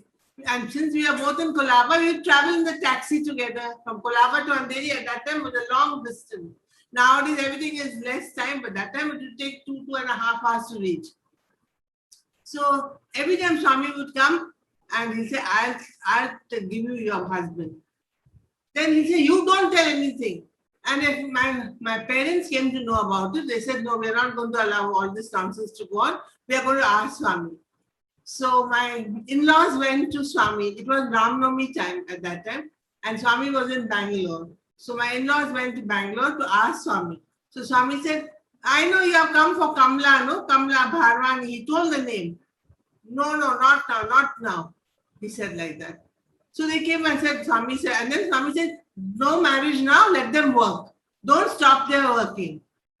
So my in-laws came back and said, "Swami's asked you all to work, but not talk about marriage." So this kind, my father was a very devout, I told you in the beginning, very devout person. He said, "Swami is testing you all. You all just continue your work and things will happen." So this went on for 1 year. Every time somebody would go and say, don't talk about marriage. Wait. And this would go on. One day it was 27th of November. I still remember the date. And we was at Puttaparthi. Birthday was just over. And I had gone to do some rolling of chapatis in the canteen. I don't know how to roll chapati, but my friend said, come, you just hold the dough in your hand. So we went there and we were rolling chapatis, and it came to 4:30. So we heard this sound of Swami coming. So we all ran, and the volunteer said, sit in the first line. So he sat in the first line, and Swami came straight to me and said, "Bombay Bal Vikas." Again, now I said, "Now what happened?" Same, he called me out of the line. So I went, he said, "Take Padnamaskar." I took Padnamaskar. He said, Swami said, same boy deta hai, Bombay boy deta hai. don't say anything to him. Let him say. So when I went back to the room, and my mother asked me, what did Swami say? I said, Swami said, she said, you don't say anything. And Nimish had seen Swami talk to me. So he came running and said, maybe you have asked God for some other boy and that must be the man. He's not on. So there was so much of fear in my life. I said, now what again? Again, once more, Swami will trouble me. And we went to Bombay. And then Swami came to Bombay and there he called me, my father, and at that time my family was going through a financial crisis. So we needed a lawyer in the house to help us fight all the cases that were against us. So my brother contacted Nimish and said, can you help? We wanted somebody who would not charge us money at that time. There was no money to pay anything. So Nimish came into, and again there was interaction. Again the bonding became stronger. And we went to put up a Dharma Kshetra once, and Swami called me and said, Bombay teacher, father ko leke aao, mother ko leke aao. Today is 11th of May, not today. 12th I'm going to Borivali, not 12th. 13th May, Friday hai. Tum father or mother ko leke aao. Main baat karta hu. So that again on 13th of May we went, and he told Indulal Shadaram, Indulal was standing there, let the car come straight up. Don't stop the car down. Because there were creditors were there amongst the side devotees. They had threatened my father also. Swami was alert about that. And we went up and we waited. And Swami came out from his from Anand Kutir and from the guest house to the Anand Kutir. And he went straight to my father and said, why are you worried? You have not cheated anybody. Money comes and goes. Morality comes and goes. Tum iska chinta karo, daughter ka chinta karo. So my father said, he said, why are you, he told my father, why are you worried? Money comes and goes, morality comes and goes. And don't worry about anything, only worry about your daughter. She's growing old now, get her married fast. So my father said, Swami, no money to buy Mangal Sutra. Don't worry, I will give everything, Swami said. And I told my father, write a letter to me and I will tell you when to bring your daughter and I will arrange everything. Sari bhi main deta, I will give sari, I will give Mangal Sutra, I will give everything. You don't worry, you just write a letter. That time Kutum Rao was in charge. So he said, write to Kutum Rao. So we came out, and then when Swami went down, he searched for my mother-in-law in the crowds. And then he said, "Tumhara daughter-in-law mila tha. I met your daughter-in-law. Balvikas, no? My mother-in-law said, I don't know. Because every time my mother-in-law says something, he'll say, keep quiet. So my mother-in-law said, Nahi, Swami, I don't know anything. Whatever you say is final. So when daughter-in-law came, I told her, you're not asking me. How can I tell you? He's telling my mother-in-law. So my mother-in-law said, Swami, you say, I will not say anything. If you are happy with the marriage, we will come. If you're not happy, we will not do it. So that is the position that happened. And then Dr. Fani Banda, if you have heard of him, the famous dentist, he was in Bangalore at that time. And Swami gave him a letter to give it to Nimish's parents. And that was about our marriage. That the date he gave was either 9th of June, 16th of June, or 18th of June. So my father-in-law said, let us do 9th only. Before Swami changes his mind, let us do 9th. So that's how the marriage was fixed for 9th of June. And we didn't buy anything. We had no money to buy. I had only one pair of earrings which I was wearing. That is what I had with me. And Swami said everything he would give. So on the 8th of June, he called us for an interview and he gave everything to us. So I asked Swami, why are you doing all this for me? I'm not like for all this. I'm not capable of all this. So Swami said, "Tu mera bal vikas chilati hai. Is that not enough for me?" So that's how I came into this. You are running my bal vikas. Is that not enough for me? It's enough for me. I'm very happy with bal vikas. That's how. And Swami told her that I have too much anugrah for you. Yes, he said I have great anugrah for you. And therefore, that's a message for all the Balvikas Gurus, that it is a great assignment that God has given us. And for every Balvikas Guru, I think it's a great opportunity. The more you teach children, the more you get associated with Balvikas, Swami will look after your entire welfare and nothing will be left behind to chance. He will personally look after everything that you do. And I think that was the assurance that Swami gave Kamala, which I thought was a great message for all Bal Vikas Gurus in a many, many ways. In fact, I sang a song once when I was speaking at what is that? Purnachandra Hall. At Purnachandra Hall, I was to speak on Bal Vikas, and it was at 10:40 in the morning. But as was Swami's method, at 10:15 he sent a message, I'm not coming in the morning, I'll come at 1:40 in the afternoon. So I said, just because I'm the speaker, you're not coming. No, Swami, that was how my mind worked. At 1:40, I went up on the stage to start speaking, and I prepared about the role of Bal Vikas. So I was singing this song, the letters of Bal Vikas. B for blessings, count them now. A for Ananda, that's grace. L for love that flows from in. V for values, one and all. I for integration. K for knowledge of the soul. A for Anugrah, that's grace that will bring us back to SAI side. B for blessing. So I just said this, and it was 1:40, and at that time, when I came to the sentence S for Sai, the curtain moved and Swami wheeled in his chair and came and said, I am that SAI. So he kept his word, and he was there with me for this song. Good. And it's very interesting, Sumana, that there was a contract with Kamala, myself and Swami, because many times Swami used to come for darshan. You know how he would avoid people, no? When he comes, he'll avoid somebody and walk like that. I mean, that's the strategy. So once he got caught with Kamala and Kamala cornered him, he said, look, Swami, whenever I am there in Puttaparthi, you should never bypass me and go. You must talk to me. So Swami in his love must have said yes to Kamala, but that contract was too much for him. So every time he came by mistake, if he missed his line, then he would come to me where I'm sitting and say, please tell her, I saw her. She's there, very much there. So ensure to endorse that she gets the message. So that one word has to be kept in that. And in fact, once he would speak a full sentence, then at times he would say, let him go away. So he kept talking. I mean, he responded to me. Technical compliance. That's how he did it. Then you go and tell her, she says, there, give her this apple, okay? Tell her I gave it like that. This will be fun then. Swami is so amazing. Can I say I enjoyed that song, and you're a beautiful singer. Yeah. I was imagining all the gurus writing it down frantically. So the song has been revived, at least in North America. I can tell you that, and anybody else who sung it. And Swami is, he just seems to have set the purpose of your lives for both of you. You know, you think you're living your day-to-day life, but then he has this grander plan. Today, Nimish uncle, you are, taking care of the Satya Sai Seva organization. Auntie Kamala, you're still teaching Bal Vikas, you're still involved in it because his children come to the program, So your words are very, very assuring for all our gurus, and they would really, I think you have touched a lot of hearts today. And I was thinking, when you went to Purnachandra, you made so many trips, and Nimish uncle, you were talking about all the programs you've done.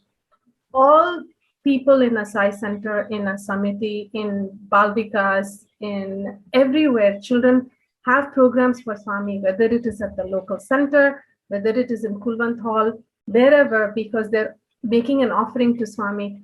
What directions and advice has Swami given about these programs, about what should be done, what he expects of children and even adults? This is for both of you. Swami wants perfection in everything. I remember when we used to take those Marathi saints dramas to Puttaparthi, and one would be a social theme, like for example, die mind, like that. So once when we had taken the Tukaram story, and Swami saw the dhoti of Tukaram, and below the dhoti of Tukaram, that boy had worn black pants. So it was like very obvious. Swami called out, hey Nimisha, see what that boy has worn. He's worn a white dhoti and black pants below it. Swami was very particular about perfection. And he would not like that we do anything callously. Everything had to be done perfectly. I remember once he told me to distribute the saris to the girls' side. So I started distributing, helping him to distribute. I reached almost the lion, you know, where the lions are in Kulwanthal. So from there, I was very free with Swami because he spoke to me very nicely. So I took advantage of that. I said, Swami, I need 6 more like this. I'm pointing. I want 6 more. Six, said that. So he told the boys to bring 6. And I distributed the 6. And there was an extra one. So I said, one extra. From there I'm pointing. I can't speak. So he said, You keep it. for you. I said, I don't. I want you to give me. I don't want like this. So he called me. And that time he was having problem with his hands. He could not lift. But for me, he stretched himself and gave that sari to me and said, I said, then I will take this, Swami. I don't want you sending it for volunteer. I want it from your hand. So he was very particular that and whatever Bombay did at that time, he was like from March onwards, Ashari would be in July, but March onwards, that means what is the drama, who all are doing it, and where are you all, to such an extent, he'll tell me, I know where you sat and what you all discussed. In the car, you are discussing my drama. We would be traveling from Andheri to Kolaba. I told him it's 1 hour. So that time we would write out the drama. The script he would dictate and I would write. I was very good at speed writing. So I would do that. And that's how the entire Balvika's movement that we started in Bombay came into being. And the point that cultural programs, teaching human values through cultural programs, was definitely a very strong point that Swami always maintained. That is one of the techniques to, because the child must experience, you see, it is one of the aspects of education is that you don't merely tell the child what to do, but you provide an opportunity for the child to practice that. So it gets internalized, it becomes an experience with the child. And I think that's very important. I want to share one thing about how a Balvika's child taught me the importance of prayer. You see, that's been a very impacting thing in my life. I've seen so many children even today. For example, there was a student in Kamala's class just after our marriage. He was very much involved in the seva activities in the Balvika's class. Now, see, the impact of the practical part of it or the experiencing part was such that I met him 25, 30 years after that on a flight to Dubai. And he was flying with me, came and touched my feet. I didn't know who he was. But he said, Nimish uncle, I am so and so. And I want to tell you that even today I go to the hospital to do seva in Dubai where I am working. He's a very big businessman now. But that worked. So that experience of dramas, which is there, even today when I meet those children, they still remember the roles they played, the parts they played, the message they got. Once a child was sitting next to me when I was doing a drama, the drama got over. Swami finished the aarti and Swami went inside the room. And this child started howling in the Sai Kulwant hall. And you know, all of us who've been there, if a child howls in Sai Kulwant hall, all the sevas will pounce on you, kind of situation, as if you are the biggest culprit there. So I was trying to make this child quiet. I said, keep quiet. What are you doing? What do you want? I thought he wanted to sort of refresh himself or he was hungry. He wanted, but no. Then I asked him, what is it that you want? And he had this great thing. He told me, I want vibhuti from Swami's hand. Now I said, Aarti is over. Swami is gone in the room. Now where do I get you vibhuti from Swami's hand? I can't go and recommend. So just to keep him quiet and without having any faith in my words, I just told him, close your eyes and pray. And that boy listened to me, Sumana. He closed his eyes and started praying. And I forgot about him because the nuisance was over. And I was busy trying to wind up the other stuff. And after 10 minutes, lo and behold, an impossible thing happened. Swami's door opened and Swami walked out. Swami walked out from his room on the portico. He walked towards the other end of the portico, came down the line into the darshan line, walked straight to me. And look at the ego of the man like me. And Swami is walking towards me. I'm still thinking now Swami is coming to me. I'm going to talk. I'm freshening up. I'm straightening up. Swami came straight to me so close that his stomach was on my face, literally that close. And then I looked up like that and he says, hey, wake him up. That's the time I again realized that this kid is sitting there quietly with his eyes closed and there is no response. I mean, then I said, get up, get up, get up. Swami's come. And you won't believe me, Simana, Swami, with the greatest smile that I have ever seen in my life, looked at that kid and says, what do you want? And this kid with a larger smile told Swami, Swami, I want vibhuti from your hand. Swami materialized vibhuti, gave it to that boy, turned around and told me, you didn't believe that prayer works, but prayer works. That's the time it struck me like a bolt that prayer is something that we must never take lightly. It must become a part and parcel of our life. And I would really urge to all the youngsters, the youth, the children, that, and especially the youth, that prayer works wonders in life. And I think we should never give up prayer. Whatever may be our circumstances, whatever it is, but prayer is a must. That boy became a scientist, he went to NASA, and now I realize he's somewhere. He's in UK now somewhere. He just spoke to me about a week ago. A week ago we spoke to him. But this is the impact cultural programs have on children. And therefore, cultural programs should not be done to please parents or to see that my kid is working like this or my kid is skilled. No, the message, the overall message must enter the hearts of everyone. And that's important. And 10,000 today. And you see, and look at Swami. I remember one state, there was a very rural area from Maharashtra, the kids came.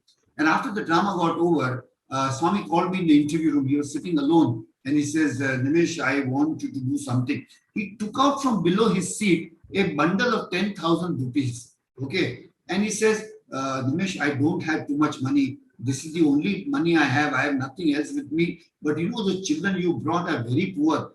Can you buy them clothes from this money? I hope it is enough. It won't run short. No. I mean, imagine the humility of the master that he's telling, and his love for children, that he's telling me that I'm shocked. I'm looking at Swami as a Swami.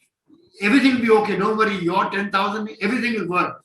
And then we bought clothes for those children and gave it back and reported back to Swami. And he was thrilled. I mean, this is the kind of attention that Swami paid to the children, whether it was his college, his school, or Bal Vikas, because he firmly believed that this experience will transform them. The values cannot be only sort of spoken. They must be put to practice. And that practicing is the cultural program, is the format where you make children internalize and make them experience what the message is of Swami. And I think wherever we've done this, no, Sumana, I think it has had a great impact on the lives of children. And I think we should continue that in a big way. Wonderful to hear. Actually, we don't want to stop you both because it's such a beautiful. You are taking us to Purna Chandra. I was almost, as a child, I sat and I used to see that blue curtain and Swami's, orange robe coming in the middle. That was a wonderful to watch. And, there's so many messages today from both of you saying that God is your friend for YAs, and also I will remember for you. I will remember that from now on forever, because Swami beautifully used to say in Telugu, Saiki marapu ledu verapu ledu, saying that he doesn't forget anyone, he doesn't mince words. This is what Swami used to say, because he never minces. If he wants to correct, he'll come directly and say. So he'll never forget. Can you imagine, brother? He said, I will remember for you for the exam. That's an amazing thing. And also you said the discourse as an answer, not only for your examination, brother, for the entire, our lives. Right. Answers come from that discourse. All answers come from this. Correct. Yeah, that's beautiful. Greatest book is the discourses that Swami gave. And when you said correcting, he's very candid. I remember it was after the first year of marriage that we came back to Puttaparthi. And imagine, we had not gone out anywhere for the so-called traditional honeymoon anywhere at all, because we started working immediately after the wedding. I said, go leave Puttaparthi and do this. And obviously we had gone to a seaside resort and we came back. But see the vision to ensure that Kamala and I would be a part of the divine mission. And that would be, and we were very young that time. We didn't, there was no imagination what was going to happen after 40 years. But he had a literal scan and a video of all my whole trip to Goa, right from the time which hotel we stayed, what clothes we wore, what we spoke. And he called us for an interview where my mother and father already were there. And he became so personal in his vivid description of what would have happened in Goa that I had to jump at his feet and say, Swami, please stop. My parents are sitting. What are you talking? And he says, see, Swami is everywhere. I mean, Balu, that video which he relayed of my trip to Goa is a shocker even today to me. That kind of omnipresence that Bhagwan has for all of us is, you can't, I mean, I can't even imagine even attempting or thinking to hide something from Swami, because there is nothing to hide. I mean, he's like an open book with him. Therefore, all young men and women should understand that our lives are open books with Bhagwan. And look at his grace. Despite knowing everything, he behaves nicely with us. And that's the time he told Kamala and me, I want you to be very careful of what clothes you wear, how you behave, how you talk, because as you go further, everybody will look at you and know that you are Sai Baba devotees. I want you to be very careful of what you do in life. I mean, so that was a indication very young in life that, look, boy, you better be careful. I am watching you and you're going to do this. So very candid. He would never mince words. He would tell you on your face whatever it is. In fact, to such an extent that he would tell me how to drape the sari. He said, Bombay mein aisa chalta hai. In Bombay, you can wear like that. The dupatta falling or the sari falling. That was, Swami never liked it. He wanted you to cover yourself fully. And so you would see that it showed me how to drape the sari. And he said, you must wear it like this. Because people will say, ideal couple. Ideal couple must dress ideally. That's what was his explanation to us. That's the importance of role modeling, for children, what we wear, what we say. And Nimish uncle, I was thinking, even the boy who was praying, you asked him you said, close your eyes and pray. I'm sure Swami inspired you to say that. You probably were like, pray, you Yeah. in your heart, at that moment, you probably didn't think Swami would come. You were like, I'll just keep him quiet. I could never imagine, that Swami will come out after the aarti is over again. But he speaks through you as a guru. What we say to children is also planned by him. Because with that child, you are the guru. You said something, he had so much value for your words that he decided to close his eyes and pray. Yes, Sona, I think that's a very valid point, that all the Balvikas gurus we must all understand that we are puppets in his hand and everything that we do and say is his command. And imagine what an impact it has on children. They believe you, they have faith in you, and for them, you are the representative of Bhagwan. I think that's very important for all us Balvikas gurus to understand. And that's for life also. Even for devotees also in the organization, being role models is a very important job that God has given us. Yeah. Saram Nimish Bhai, this first case you fought for Java, that joy ice cream. I still remember an incident.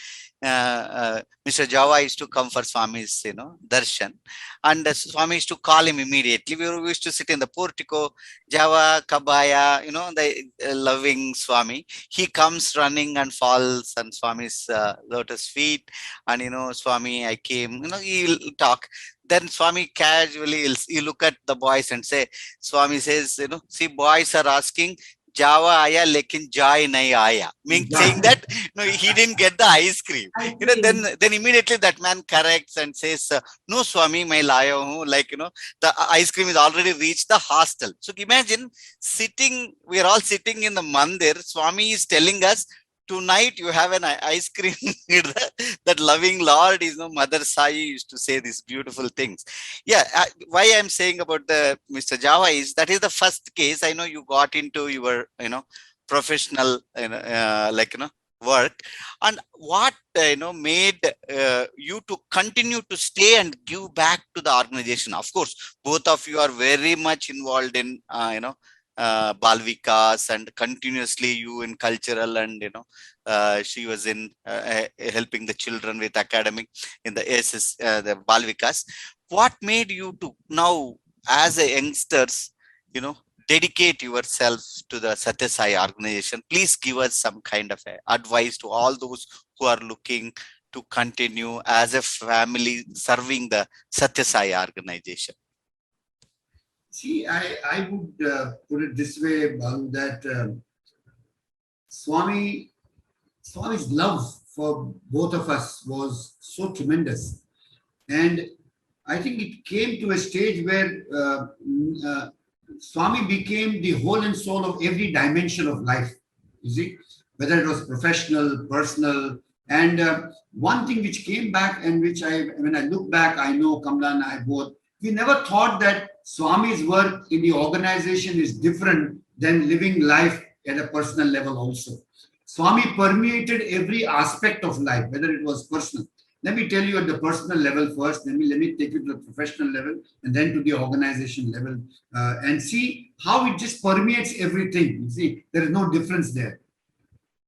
I remember when we got married, there was a very strange situation because Kamala and I didn't start a family. We were to start a family, but suddenly Swami pointed out that there would indicated that there would not be a family that Kamala and I should start.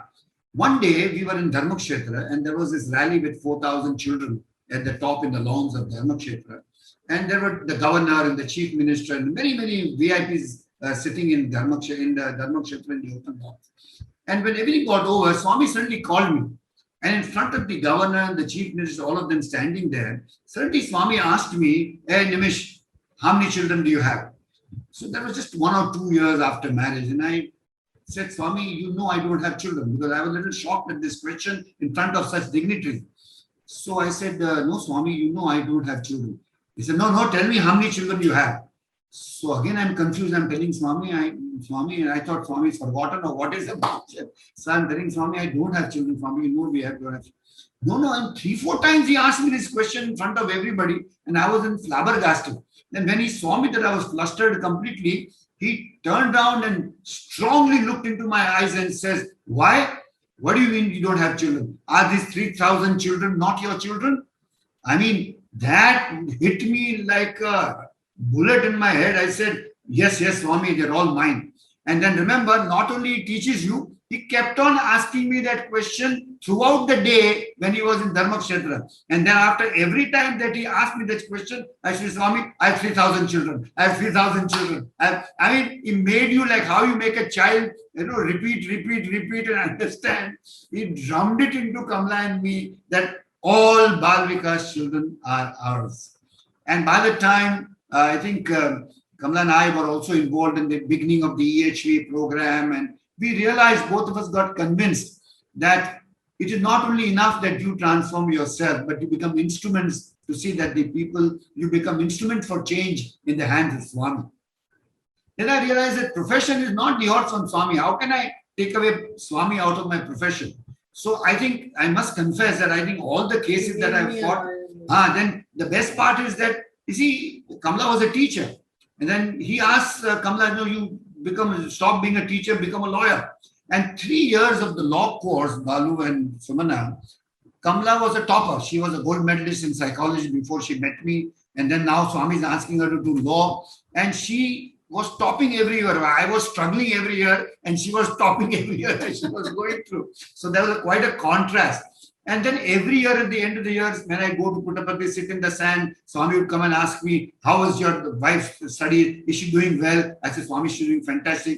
And he used to show so much interest in Kamala's law studies that I was very proud as a year, Swami looking after her and all that. So the third year came, and Swami came to me like a little kid in the sands, and he said, he also realized that third year she going to pass. So third year she came in, and then I also like a proud peacock in the line.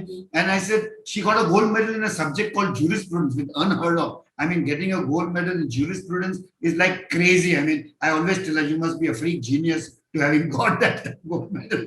But and he came running out of the mandir in the sand where I was sitting. I said, "What is the reason? Has she passed? Has she passed?" And I said, "Yes, Swami, she's passed," and all that. And you know what was the reaction? "Oh, I'm so happy. Now both of you can fight every day in the house."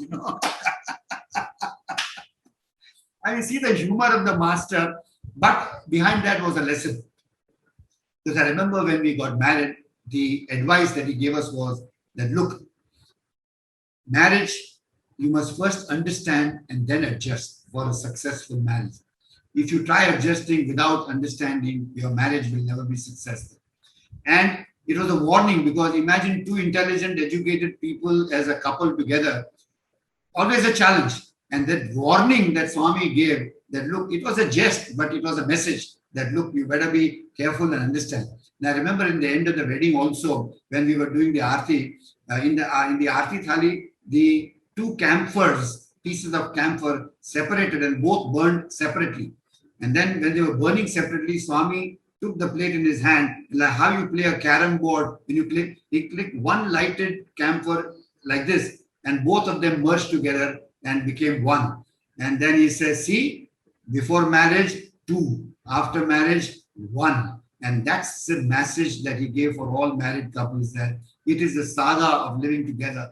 It's a saga of sacrifice. It's a saga of merging together. Individuality, if you maintain, your marriages will never be them. They have to merge together. So that was in the marriage part of it. Her becoming a lawyer. And then, as I told you, in all my cases, that prayer to Swami, even if I'm standing and arguing a court in the High Court at Bombay, praying to Swami was always very natural to me. And he was there. I remember I was arguing a copyright matter, and against me was Bombay's biggest copyright counsel, who was supposed to be a master. And unfortunately, I was defending my client, who was a Baba devotee, and he had the first choice of arguing the matter, and he nailed it completely. I mean, there was nothing for me. I could do anything. And the judge didn't want me to argue. He just put a question to me. Answer my question, yes or no. And I knew the moment I answered, I'm finished. And therefore, I was cornered. So what I did was I just turned around. We are allowed to turn in the bar as if we are talking to the client behind. Then the client came running to me. He said, what? I said, just keep quiet. I don't want to ask you anything. Can you just say Sai Ram for 2 minutes, and can we just turn around and pray to Swami? Actually, Balu, I said, made him say Sai Ram. I just prayed my hand, and I turned, and that moment flashed in my mind that this judge doesn't like a false statement in the pleadings. And this man had made an incorrect statement in the pleadings as far as the limitation clause was concerned, in which limited. I said, your lordship will give me one moment. I will answer your question, but your lordship doesn't like falsehood. And here is a false statement. Your lordship must first deal with it. You know what happened? The tables turned. The judge tells me, Mr. Pandya, sit down. And he's telling the counsel, get up, answer me this question. Why should I not do? He dismissed that case. And now this is like 25 years ago, Balu. Even today that counsel meets me and he still does not know why did he lose a matter which was perfect in law and perfect on facts for him. How did he lose it? Okay. The second instance, I know what Swami can do in a court of law, I will tell you. I was arguing a matter of requisition, because in the old British days, there was a requisition law and the government had required a lot of properties from the owners. And now they were giving it back to the owners after so many years, independent. So they were not giving time to any of the tenants to vacate. I mean, bunch of 50 matters, 100 matters would come and a common order would be passed, vacate in 24 hours, vacate in 48 hours. I had a very, very spiritual man. He was not a Baba devotee, but a very spiritual, poor man. He came to me and I said, look, there is no law I can help you. You can do only one thing. There was a Christian counsel of mine, a young girl. She was a Christian. So she's telling me, Mr. Pandya, why are you asking me? There's nothing we can do. We won't even get a chance to open our mouth. I said, you just stand there. No, you just say Sai Ram. You know I'm a Baba devotee. Can you say Sai Ram there? And I told this man, sit in the bench behind and keep on doing your job. You won't believe me, in a bunch of 50 matters where common orders were passed, he picked up this matter out and asked, what do you want to do in this matter? And he gave this man 6 weeks to vacate instead of getting out in 24 hours. This is what Swami can do, even in a court of law. Even in the business, Swami is everywhere. Therefore, I think for all our generation of people who are there right now, I think Swami is not something, is a weekend issue where you go to the center and do work and come back home and do what you want. Swami is permanent 24/7 in every second of your life, whether you like it or not. He is the boss, he is the master, and surrendering him is the easiest way to live life, according to me. And I think that's what we should do. So that's how Swami is. And the organization was amazing because it gave you joy. The first thing was that there was a great sense of joy. And that was a learning time. Organization, participation, you must not evaluate by the kind of work you do or what work you do. You must evaluate how much of your time in the organization is changing you in the matter. I remember, you see, in life, Balu and Sumana, we get attached to human beings. We start idealizing human beings. Like, I like Balu. Now, Balu is my man. I will support his party. I like Dr. Reddy. I'll support his party. I like Nimish Pandya. I'll support his party. This is ignorance, according to what Swami has taught us. because only attachment is Bhagwan. There is no human attachment. Okay, you can't form a party. You can't have a political party in the Sai organization. It is Swami will just discard you in 2 minutes. You see. So I was very impressed by Sri Indulal Shah. He was my mentor. He was like my father. He was like a father figure to me. But that also Swami didn't like. That also Swami didn't want me to follow and sort of eulogize Dr. Indulal Shah. So one day in Dharmakshetra, we were inaugurating the EHV center, and it was the month of May. And I was, again, as usual, in charge of the children's program. And Swami's chair was in the sun, and it was very hot. And as the program was going on, Swami screamed at me from the stage. Imagine now, you're getting fired by Bhagwan in front of 3,000 people. Swami shouted from the stage, "Hey, selfish, stop it." Because the children were performing, it was too much heat, and Swami shouted at me like that. Now just imagine the scene. As a dramatist, I'll tell you, it's worth imagining the scene. The children are performing, the music is going on. Swami is shouting from top, "Hey, selfish, stop it." Now my mind is telling me that if I stop the children in between, they will be all confused. So let them finish the round and go inside and I'll stop. 30 seconds gap between the divine instruction and the implementation. In the meantime, Indubai is standing behind Swami's chair and waving at me, "Stop, stop, stop." So I'm totally confused, but I was convinced of one thing, that I don't want to disturb the children. Let them go inside and finish, and then I will stop. But in 30 seconds, this issue happened. Indubai is waving from behind, Swami shouting at me. I am waiting for thing to get over, and the thing stopped, and Swami finished the program and went back. And I was depressed. That was the day when the first meeting of the EHV teachers anywhere in the world was to happen in Dharmakshetra. And I was supposed to lead that meeting. Now imagine, after being called selfish by Bhagwan in front of everyone, I had no heart as an EHV teacher. What? God has already ordained you selfish. Where am I going for the meeting on top? So I did not go. I was thoroughly depressed. I did not go. I packed up all the children, finished everything, went back, and did not go for the meeting. But do you know what happened on top in the meeting? Swami came out in the meeting, and Kamala was there in the meeting. Swami went to Kamala and looked at her, and then he announced the whole thing. In those days, he never used to call me by my name. He used to call Mayur ka bhai. That was the synonym. I mean, I was angry at him for doing this, but he would always insist, "Mayur ka bhai." So he came in that meeting and he says, "Dekho, Mayur ka bhai." Swami bola, "Stop karo." Swami said stop, he did not stop. But when Indulal Shah told him to stop, he stopped. Now see the interpretation Swami is giving to the entire incident, you see. And yes, in Bombay, Indulal Shah master, follow the master. Very good. You must follow that, follow Master Indulal Shah.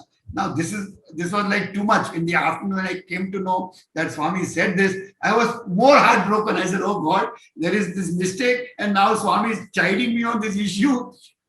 And he came in the darshan in the evening, and I was on the duty to open the curtain for him to go out. I refused to open the curtain. I pulled him back and I said, "No, Swami, you are master, not Indulal Shah. No, Swami, you are master, not Indulal Shah. No, Swami." You see, the incident is tremendous, but the message is very clear, that your master, your focus on your master has to be very strong, irrespective of how much reverence, how much love you may have for any other human being. It cannot surpass your devotion and your master. And therefore, I think that was a great message that I learned at his Divine Lotus Feet, that the organization teaches you this. That is very important. The second thing the organization teaches you is detachment. And that credit I must give to Indulal Shah. When you do something in the organization, we do so many projects, we do so many things we do. And there is a great tendency for us to get attached to that work and say, "No, I did this work. I did this is my project. This is my thing. We did so much." You see, we are hypocrites. We always say, "No, Swami did." But in our mind, we always have this, that I did it, I did it, I did it. I mean, the complete dichotomy on those issues, which I realized was a very big mistake that we do. And everything has to be surrendered to Bhagwan. That was a lesson that you learned. Indulal Shah would never allow us to remember anything that we did at any point. No discussion. One event over, next event. One event over, next event. Never even brood over what has happened. He would not even listen to us as to what has happened. Never praise us. Never. Nowadays we have this great habit of praising people and telling people you did a great job. Those days there was never such thing. We were not even allowed to remember what we did. That was the kind of surrender and the handling and having the experience that Swami is the doer was to be actually put into practice. It was never otherwise. So the organization is a place where you learn, Bal. I believe, Balu, that it is not something that you're doing for Swami. I don't even like this word when people say I'm working for Swami or I'm doing Swami's work. Who are you to do Swami's work? Swami is graceful to allow you to do and be a part of the work that he does. And that conviction is very, very important. And I think we should use the platform of the organization to realize and experience this bliss which Swami wants us to experience. So I think Swami is all pervading. Any aspect of life, Swami is very much there. That's a beautiful message of the organization is the tool for self-transformation. And there is no difference between Swami calls part-time devotees and full-time devotees. He wants us to be full-time, where spirituality permeates your entire life.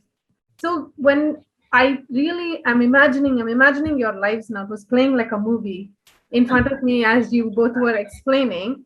And I'm thinking of how the organization those days was being formed, Bal Vikas was being formed, both of you are playing active part, and things are constantly in like movement because Swami is all about movement, change, adapting. If you were to look back at all these years that went by, and it's 10 years since Swami's physical departure also. So you have the last 10 years and all the years before that to look at. What are the main components of a successful Bal Vikas program? Because Bal Vikas is thriving in India. It's not just few here and there. You have new samitis coming up, new groups of children. Your population is changing because a lot of people coming now haven't seen Swami. They don't know about him. So if I were to ask you, what are your most successful components of a good Bal Vikas program, what would you both say they are? Good components of the Bal Vikas. What are the special features of the Bal Vikas program that will make a Bal Vikas program a good program? The main feature of Bal Vikas is practice. You have to put this cultivation of habits in the children from the tender age of 5, 6 when they come to you. Because it's only from habit formation that they will be able to mature into good adults. So main thing is that you have to practice, whether it's japa, whether it's prayer, whether it's silent sitting, singing bhajans, listening to stories, whatever be the technique that you use, you must allow the child to practice. But for the child to practice, you have to practice it first. So you have to start with you, with yourself. That's why even today, when the Suprabhatam comes in front of me, I remember the days when I had to, the tongue twisting words that I had to use and learn and then go back to children. So this is how we have to practice it day to day. And if I tell the child that to do silent sitting, I must start with silent sitting. So every day it is compulsory for me to do 2 minutes. If I say to the child, don't see TV, then I must not see TV. But in Bombay, we can't tell the children don't see TV. I say tell children see TV, but see what is good and report what is good. So once I told one child that you're coming late to class every day. Come at 5 o'clock is the class. Come at 10 to 5. 10 minutes we'll talk in the class. So he said, okay, ma'am, I'll come at 10 to 5. And then he'll come and we'll start talking. Then he'll talk about his TV program. And I don't know a word about TV. So I would ask my other student, what is he telling? Then they'll say, auntie, this is this. So I said, yes, this is a nice story. Tell me some more, like that I would listen to him. So like this 2-3 weeks, he started coming at 10 to 5. And when you put a thought in the child's mind, God puts his thoughts also. At 10 to 5, every Saturday evening, the telephone bell would ring. So I just pick up the phone and say, I'm sure Swami is calling. I just say it like that. The child would listen. So I say, hello, hello. There'd be no answer. I put the phone down. And like this, 2 Saturdays passed. The 3rd Saturday, again the phone rang. So the boy telling me, Auntie, Swami is calling. So I picked up the phone. Hello, hello. No answer. The 4th Saturday, it was the 4th Saturday, and in Bombay, on 4th Saturday, government offices are closed early. So the child mind works. So he said the phone rang at 4:45 instead of 10 to 5. So the I picked up the phone, and when I was picking up the phone, he said, Auntie, today is 4th Saturday. Swami came fast. There is no traffic, and therefore Swami passed all the signals and came fast. So that's how Swami's message has gone to the child, that you have to practice punctuality. And how do I do it? I allow the child to see in TV, and I say, you must see that and cultivate it in your life. So this is how we slowly brought in the habit of seeing TV. There's no harm in seeing TV, but train the mind to see good, to be able to discriminate between what is good and bad. There was another example of a child who's now a dentist. She would come back and tell me, Auntie, I saw that ad of Colgate toothpaste. I said, very good. What did you see? She said, Auntie, I saw a red color toothpaste and a father and mother and a small girl in the center, all with sparkling white teeth. And you know, Auntie, what is there? There's a string of protection around the... So this became a guiding factor. I said, very good. From today, we'll do a string of protection around it. Just like Colgate toothpaste protects our teeth, we'll do a string of protection with Gayatri. So what do? Every morning before we leave the house, we'll do a string of protection. So all of us, all our children, now they know me, Auntie, string of protection. So we do a string of protection when we leave the house. That is the ring of protection. Just say, Sai, be with me. That's all. I don't want you to do long stories. I don't want you to tell Gayatri. I just want you to say, Sai, be with me. Or I love you, Sai. Just 3 words you say and leave your house and see how God protects you. This is how, till today, that dentist tells me, Auntie, whenever I put my instruments in the mouth of my patient, I do the string of protection around my patient also. I said, that's good. So that's how we have inculcated in children, first in ourselves and then in children. So I think we should also be conscious of the fact that Bal Vikas is a very unique education program. It is not based upon books or it is not based upon content only. It is based upon the inspirational vibration that the Bal Vikas Guru creates, an impact on the child. You see, today's children are very intelligent children. They are extremely intelligent, very candid, very practical. They are very much. So to convince them and to impress them, it is not the intellect that will convince them. It is the intuition and the inspiration that will touch their heart, which will then mellow down their mind and then they will succumb to you. Therefore, I think it's very important that the essence of Bal Vikas is that a one-to-one touch and the inspiration of a practicing guru, a guru who thought, word and deed is one. It is only such a guru who will impact the whole banner. Otherwise, it will be like an academic education class. I mean, you tell a story, you tell a shloka, you tell some quiz you give or you some painting job you give. But that's academic. That's what even happening in school. The importance of Bal Vikas is spiritual vibration. And the faith that the way you are creating the ambience and of vibration around yourself is what you're passing on to the children. I think the Bal Vikas Gurus must be conscious of this fact, that it is your persona that is impacting the child. You see, our Bal Vikas children swear by their Bal Vikas Guru. I mean, you know, you've been through Bal Vikas, you've been so much, and you know that. Why? Because that Guru was special, that teacher was special. There was something in her which touched your heart. And the whole Bal Vikas education is touching the heart of children, kindling that spirit or the flame of spirituality or the love in that child. I mean, it happens in different ways at different levels of Bal Vikas or SSC education. But the essence is this. Therefore, wherever you find a successful class, it is a successful Guru who is a practitioner. Therefore, I think this mode. And secondly, I think the success of Bal Vikas also goes by involving parents. I think we should always remember the cycle story of Swami, that the kid is on the cycle, the front wheel, the back wheel. And therefore, this totality is to be understood.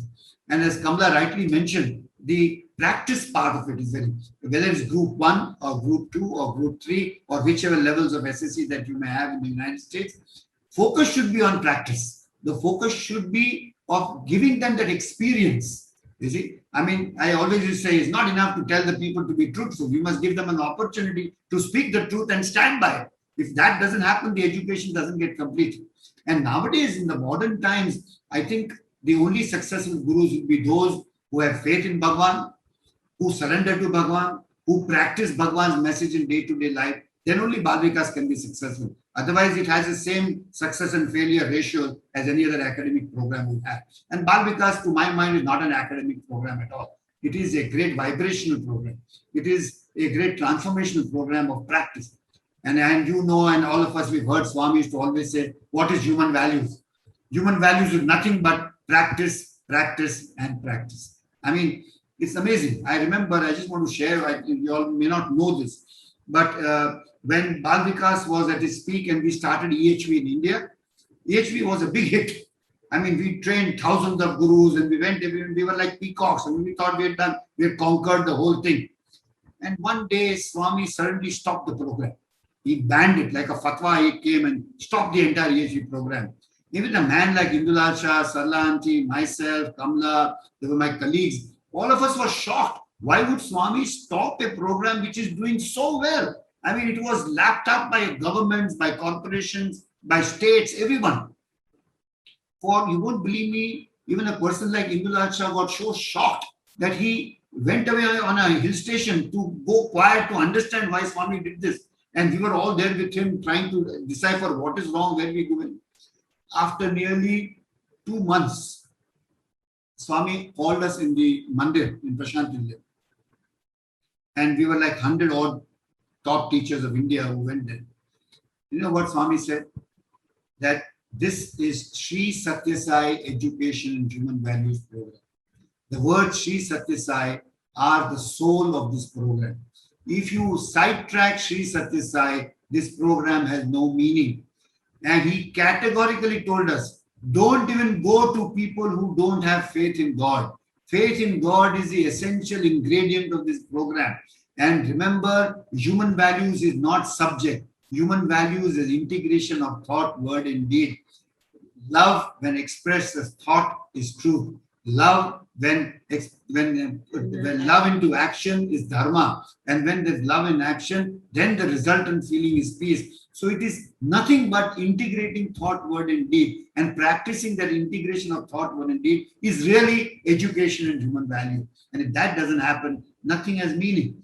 So I think now we all have to be very, very, very clear in our minds that it is lighting one lamp with another lamp. You can't direct another lamp by something which you don't do yourself. Okay, so this is to be fundamentally understood in our entire understanding of the program, by whichever name you may call it in whichever country, but it is practice, practice, and practice. That's very important.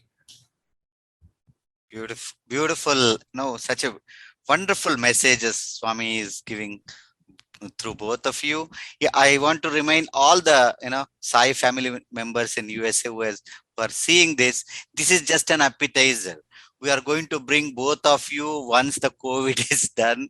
We want you both to come here and be with us and go around and give the wonderful. This is a lot more. You have so much to share and we have so much to learn from both of you. Having said that, see the wonderful messages like understand first, then adjust to the YAs, then the camphor. Nimish Bhai, actually it reminds me, Swami visited once chemistry lab in Prashant Nilayam. So when Swami was making rounds, one of the boys showed the molecule of camphor, in the molecule, it's a chemical way they made it, and they showed. I can send you the picture also. That is none other than Abhinav, who plays the tabla. So he showed Abhinav Upadhyay. So he showed to Swami, and the Swami immediately said, "What is that?" He said, "Swami, this is camphor." Said, "Camphor?" Swami, said, "Swami, this is the atomic structure of camphor." Then immediately Swami asked, "What does camphor teaches you?" Then silence. When Swami asks question, it's better to wait, then correct answer comes. Swami says, camphor teaches you that in God's service, you burn without a trace. No ego should be left. See what kind of, thing from a chemistry molecule to the higher, this thing of spirituality. So again, practice. Swami used to say, beautifully used to sing, Anaga Nanaga Raga Matisail Nundu, Tinaga Tinaga Ve Mutiyenundu. He says, as you keep singing, you become a better singer. As you keep eating neem, it becomes sweeter. Keep eating little neem, that, neem leaves. Yes, You yes. can make it sweeter if you are eating every day, you'll eat, without any trouble. So sadhanamuna panulu samakuru taralona, saying that by only with sadhana practice you become all right. That's a beautiful message. And share some of the lessons, how to achieve balance following the tradition and encouraging the innovation in the organization, because this is becoming, as the new technologies, as the new generations coming, how to balance this, the tradition and the innovation. People come with a wonderful idea, but how to be following Swami's way and doing in the way Swami guided us, all of you. Please, if you have some advice, please share with us. See, I have two parameters for this, Balu. One is the fundamental understanding that the Satya Sai Seva organization, according to me, I may be wrong, I leave it open for this. Swami never created the Satya Sai Seva organization as an NGO. You see, there is a big difference. As the charters, or whether the overseas charter or the Indian charter, the fundamental objective of you and I being a part of this organization is self-improvement. So this is the first test.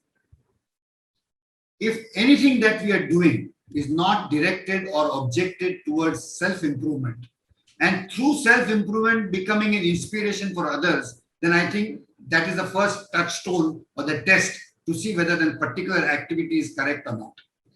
Secondly, the second test, according to me, is that whatever you do must have the potential of allowing many, many people to participate. You see, in our organization, there are many lone rangers who come and do one project and do it in a big way and hijack the whole situation, and then they vanish after some time and the whole project collapses. This is not Satya Sai's job. This kind of innovation is not wanted. The test is, think of a project which has the potential of self-improvement, which has a potential of inspiration, a potential of participation by many. Let me give you an example. Think like Narayan Seva. Now, Narayan Seva, many people buy stuff and do Narayan Seva, which is not what Swami said. There has to be a sense of sacrifice where, let's say in a Sai center in the United States, there are 20 families. 20 families on a regular basis carving out little food as a sacrifice, remembering Swami, collecting it, cooking it together, and then offering it to somebody who needs it with a complete sense of detachment is something which is the touchstone. The balance factor which you are saying comes from the fact of two tests. If Swami had to do this, would Swami do it? Point number one. And if Swami wants to do it, how would he do it? Is point number two. Okay, so that's the touchstone for all activities. Now, in the Sai organization, if you go fundamentally, we have three wings. The spiritual wing that deals with bhajans, or maybe study circles in America, or bhajans in America, or maybe some sadhana camps or retreats that you have. The education is the SSE program or the youth, young adults program or what, and service. If you see this, innovation in these three fields is really, what can you innovate in a bhajan which is standard by Bhagwan? I would not want to innovate there. Why would I want to innovate? Point number one. Point number two, in the SSC education, yes, innovation can come in teaching techniques. Innovation can come in the way you present things by using modern technology. The digital age has come. That is fine. But that digital age as innovation must be balanced and not compromised by personal experience, by personal practice. Therefore, suppose I'm leading India, you leading America, Balu. I think we need to guide people that innovation cannot compromise the hardcore principle that Swami has laid down of practice and then preach. Be, do, and tell. Now, if I just bring in a great innovation which is digital, which has nothing to do with my personal self, I think it's a waste. The Sai organization need not have that at all. Okay. And secondly, this whole project concept of doing things for others is not the spirit. You're doing it for yourself. And therefore, you're doing it to please Bhagwan, to be able to see Bhagwan in somebody else.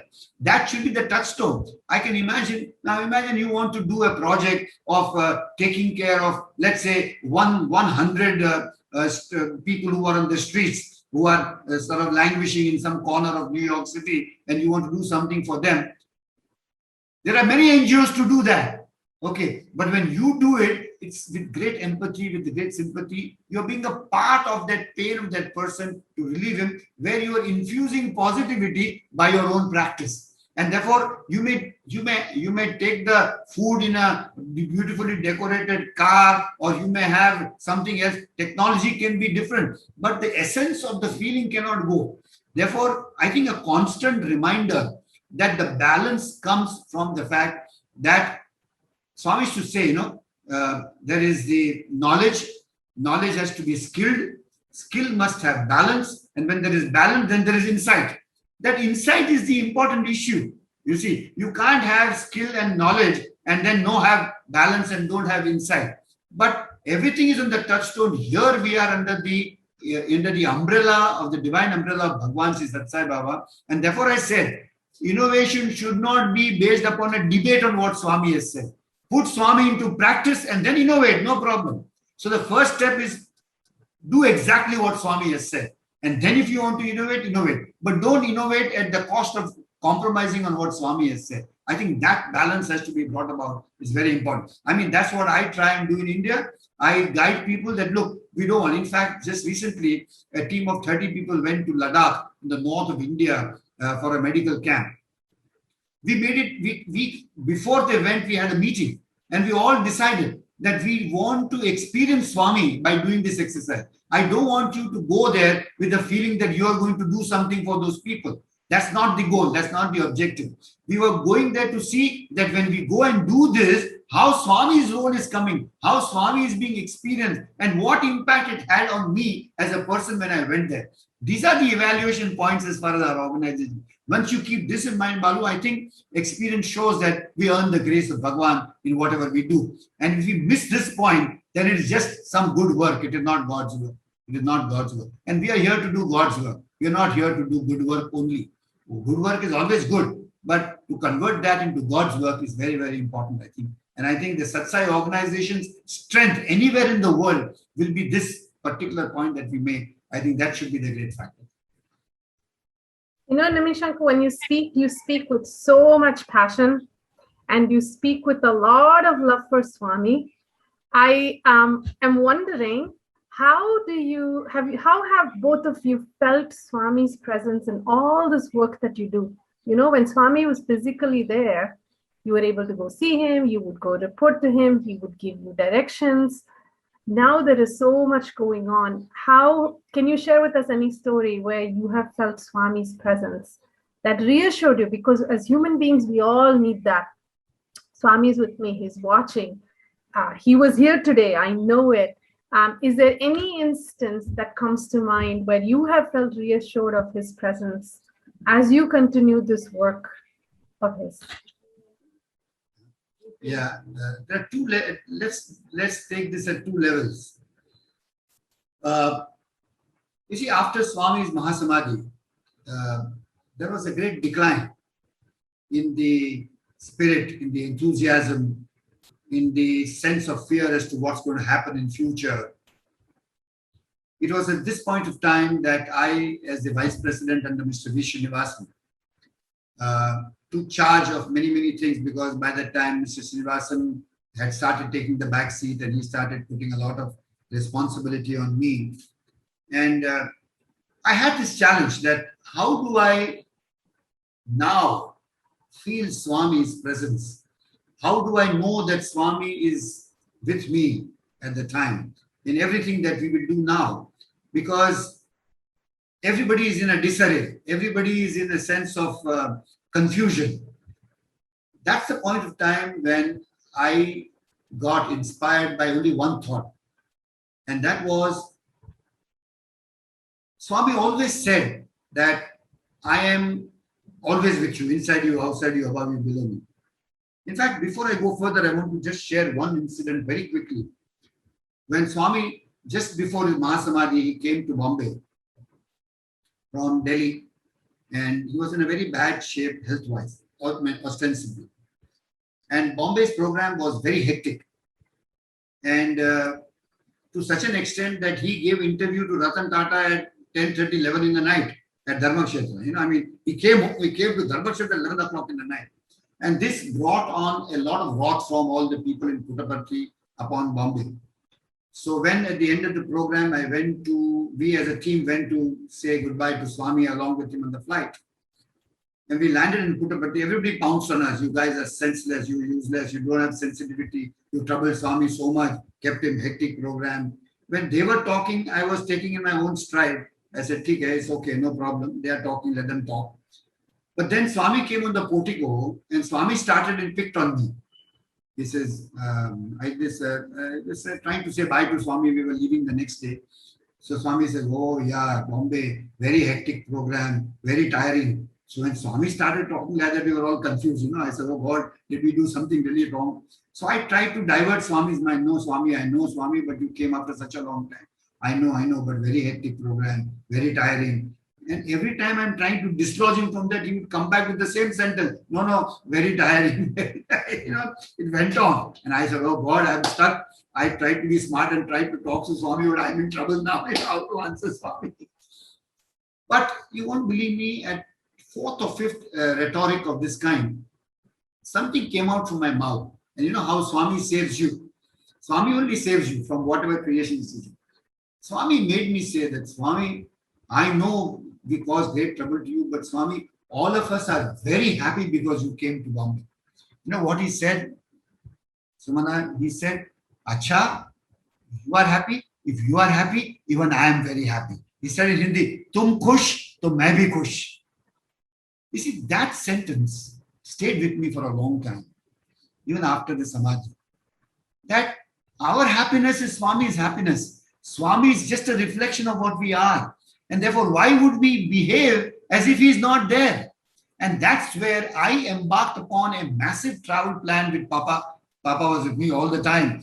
Ramani, myself, and my entire team. We traveled like mad people throughout the length and breadth of the country. We went with that enthusiasm that Swami is there, he's with us.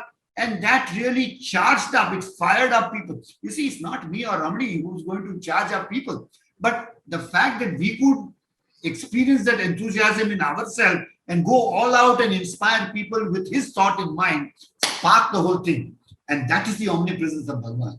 Because he supports your yad bhavam tad bhavati. That is very, very important to understand. God, if you think God, you are. Dust, if you think dust, you are. Verily, as you think, so you are.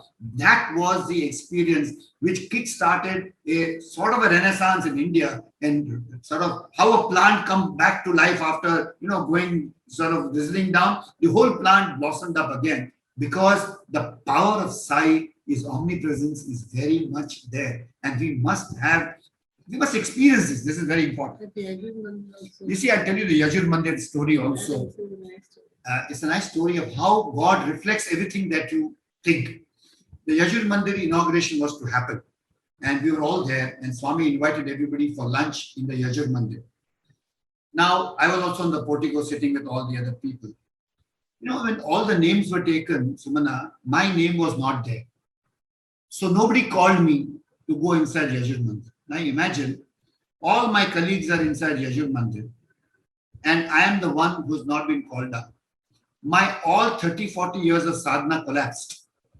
I was in depression, a mix of anger, depression, jealousy, talk of all the negative Shadripus, and they were all there in my mind out of complete chaos. And I was literally bursting into tears at the thought that does Swami not love me, that I could not go in this place? Even after so many years, I can't go on a day when Swami is inaugurating, he's calling everybody for lunch and I can't. Now, everybody knows that I have not been called out. They all know. They're all my colleagues. They know everything what's happening. And when such a situation happens, Swami makes it worse for you. Because then people will come and prick point. "Oh, Nimish, you're not going. Oh, Nimish, you're not going." It makes it worse.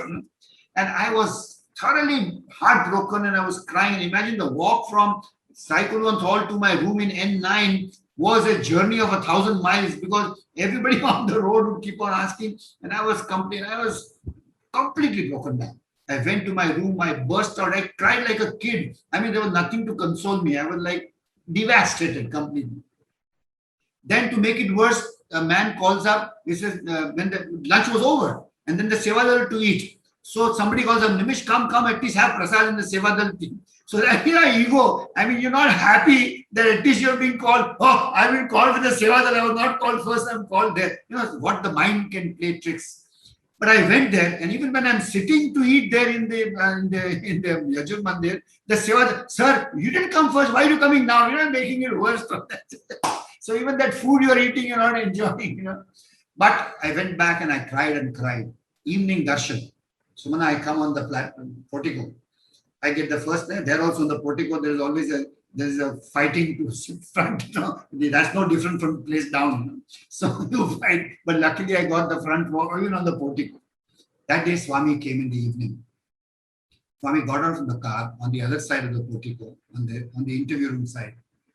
So now from there, he started shouting, "Hey, Nimisha, you did not come for lunch. I was looking for you. You were not there anywhere. Oh, God."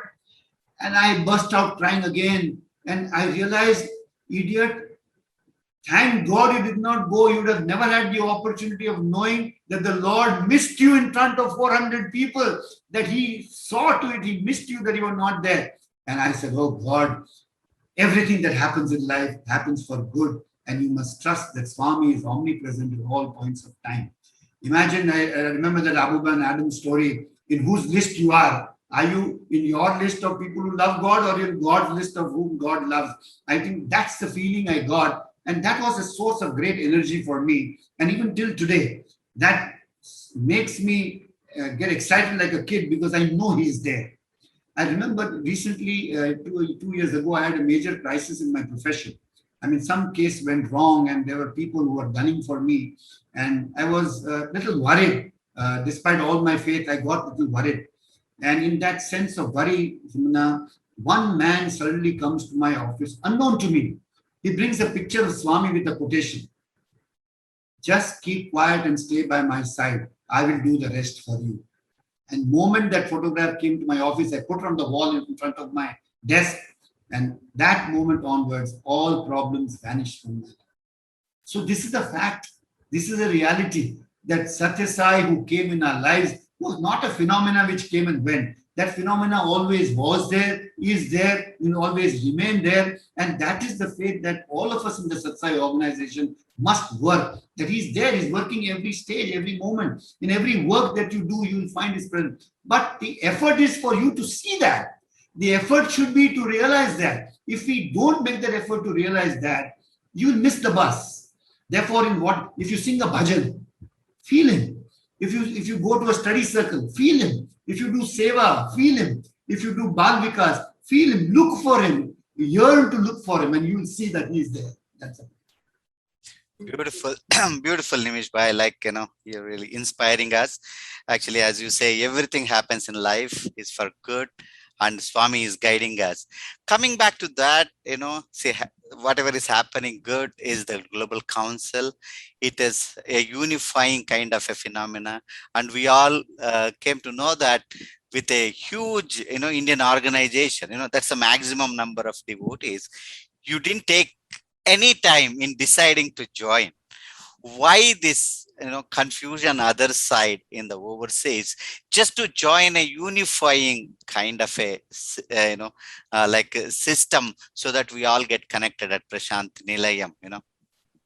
See, I think, Balu, to my mind, I want to be candid, and I don't mind sharing this with everybody in the world also.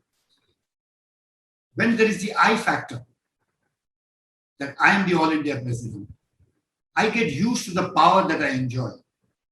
If you are the commander of the United States, after some time, if you're not conscious, you get used to this power.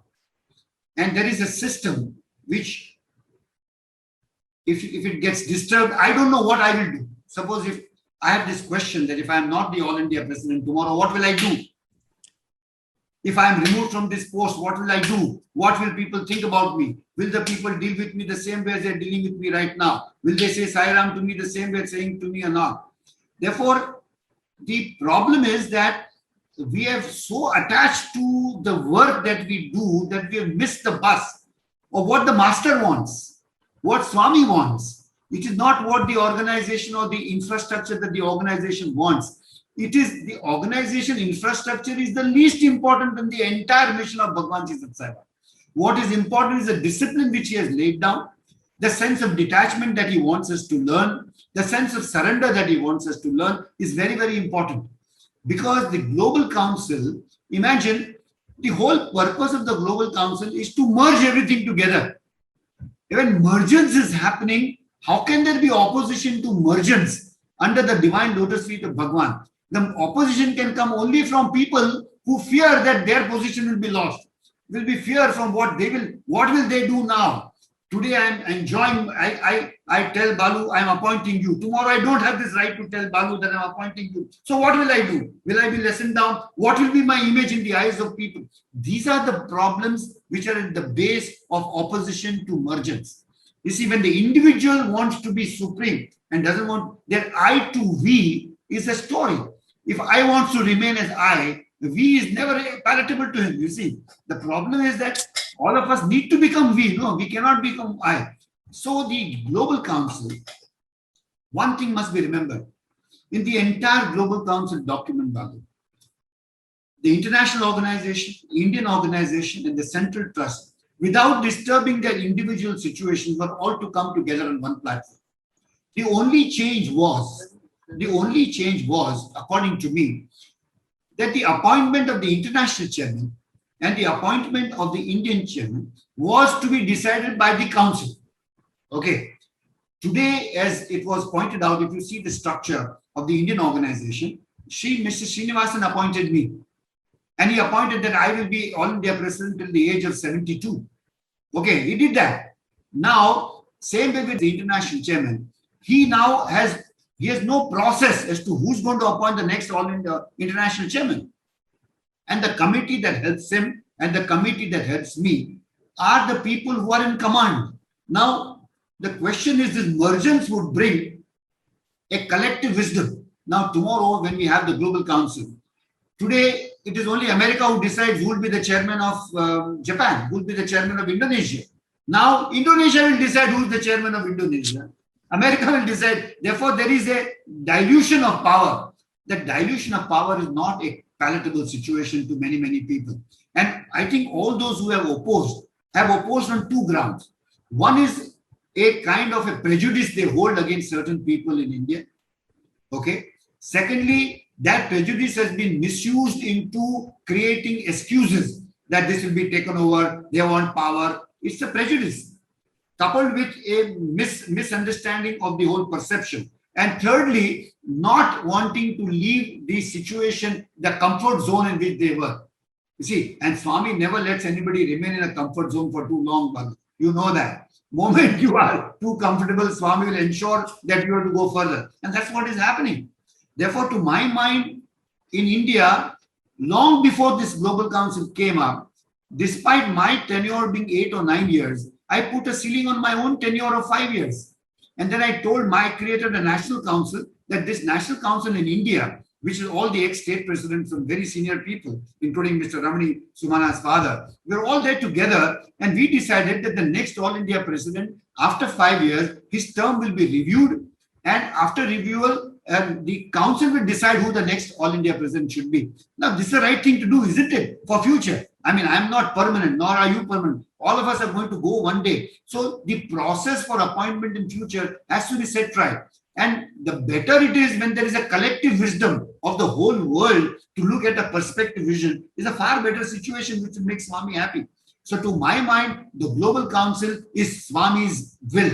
The Global Council must be, because the test of every devotee comes here of sacrifice. That today, if somebody has to tell me, Nimish, step down, I must have my next successor ready. I must be ready to step down. That's the way the whole thing looks at, isn't it? My tenure is 5 years. At the end of 5 years, I must offer myself for reappointment. If they want, yeah. If they don't, then I should willingly have it step over the situation. Therefore, in the entire Global Council, only 2 people were affected, Babu. Only me as the All India President, as international chairman. Because our appointments, which today we are in comfort zone, nobody can tell me anything. Okay, if I choose to become sort of a adamant, who will remove me? There is no, in my charter in the Indian organization, had I not created the Global Council, nobody can remove me. I'll be there till I die. Okay, or somebody throws me out physically and boxes me out. I had very good reasons to do what I do because I was very clear. I am very clear, Balu, in my life that at the end of my life, I want to see Swami when I die. I don't want to see any other person in my life when I die. At least that's my wish and that's my hope that Swami blesses all of us with that kind of a vision. And yes, I want to practice and practice. I'll tell you an example. There was a boy in California who was very close to Swami, and once he challenged me that Nimish, you do all these dramas, but there is a book called Tripura Rahasya, and if you do this drama on Tripura Rahasya, then I'll believe you're a great guy. So I took that challenge. Come on. So I took the book Tripura Rahasya, and Kamala and I both looked at the book, and the whole essence of that book is that the sense of doership is the only problem between man and God. The moment man gives up the sense of doership, he and God becomes one. Now you see, we read this book, we created a script, we taught all my children that this is the essence of the drama, and everything happened beautifully. Drama was fantastic. Swami was so thrilled, so happy. After the drama, when the whole thing got over, Swami was sitting on the chair enjoying his bhajan, and he summoned me, come up. So I went and sat next to him like a peacock, feeling very good that the whole thing is good. And then Swami very innocuously asked me, a very good drama. Who did it? So I said, Swami, we from Bombay did it. All our Bal Vikas children, all of us did it. Achha, very good. 2 minutes again, very good drama. Who did it? So I said, Swami, all Bal Vikas children, we in Bombay, all the gurus did everything. Third time, fourth time, and I'm stupid me. I'm still answering that, Swami, we did it. And he got so upset. Halfway down the bhajan, without the aarti, he told the boys to push his chair and he left. He turned the chair and started going towards the car. Then it struck me like a bolt. Idiot, the whole essence of the drama is that the sense of doership should not be there. You should be telling Swami that you are the doer. And I can't say this. 10 times he's asking me and I'm not opening my mouth. I ran after Swami and I touched his. He said, no, Swami, you are the doer. But I had lost the game by that time, you see. But then Indulal Shah came to my rescue and he told Swami, no, Swami has learned the lesson now and please forgive him. I went and touched his feet and with grace, his love that he forgive me for this, and I'm sure he's forgiven me for this. But one lesson I learned, Balu, that practice is very important. You see, knowledge is not enough. Knowledge without practice will always fail you in the world of science. And therefore, practice is something that you can never, ever give up at any point of time. I think that is the most essential thing that we must do. Practice and practice all the time. Beautiful, beautiful, brother Nimish. Actually, can you imagine we already, it is 2 hours, but we feel like, we just started and we are enjoying. We love all of us from USA. We love both of you to come and stay with us and talk to us in many places. We will surely, with Swami's grace, this will happen. And we pray to Swami to bless us with that. Just, final, some concluding remarks. So please, give us and both of you. The only thing that I can say is that we all have to be happy. Like children in the class, all the happy, with Bal Vikas class like that, we must have, exercise, movement. We must have that sort of devotion for Swami and feel happy all the time. And God will be happy also. Let me add that in the same trend, Balu, that I think when Swami, if you believe that Swami is Bhagwan, if you believe that Swami is all that powerful, then have full faith that there is no room for sorrow, there is no room for despondency, and happiness is our birthright. If we can't be happy when the Lord comes and be with us, what else can make us happy? And I think in the Sai organization, we must remember that we are here to share happiness. Only happy people can make people happy. Sad people cannot make people happy. And the motto of the Sai organization is always be happy and make people happy and never worry. The given moment is now. And I think my mantra that has helped me in my life is the quotation of Swami. Forget all the harm that others have done to you immediately. And forget all the good that you've done to others immediately. And you are a happy person. There is no baggage with you at all in life. Because every moment is a new moment. Every moment is a fresh lease in life, and every moment must be dedicated at Bhagwan's lotus feet. I think if you follow this mantra, and then a lot of happens. There are no prejudices, no anger, nothing. You forgive and forget everything in life, and that should go on. Let me end with a story, if you permit me. Go My ahead. father was a very great lawyer and a fantastic memory.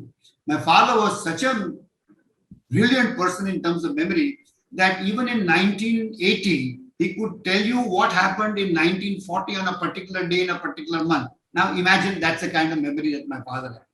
So when Swami came to our house in Kolaba, that was the time when the conflict between father and son was going on. He came to our home and he told my father, leave everything to your son and come to Puttaparthi. So my father left everything. I mean, great credit to him. On the peak of his career, overnight he left his practice and went to Puttaparthi. When he went to Puttaparthi, one day he was sitting on the portico and had nothing to do, and Swami also had nothing to do. So Swami picked up my father and asked him, hey Pandya, what do you want? So my father didn't want anything, but he thought he was a smart chap. So he told Swami, I want moksha. So he said, okay, come inside the interview room, I'll give you moksha. So dad and my father went in the interview room, and then Swami started asking him questions. Now father's memory is fantastic.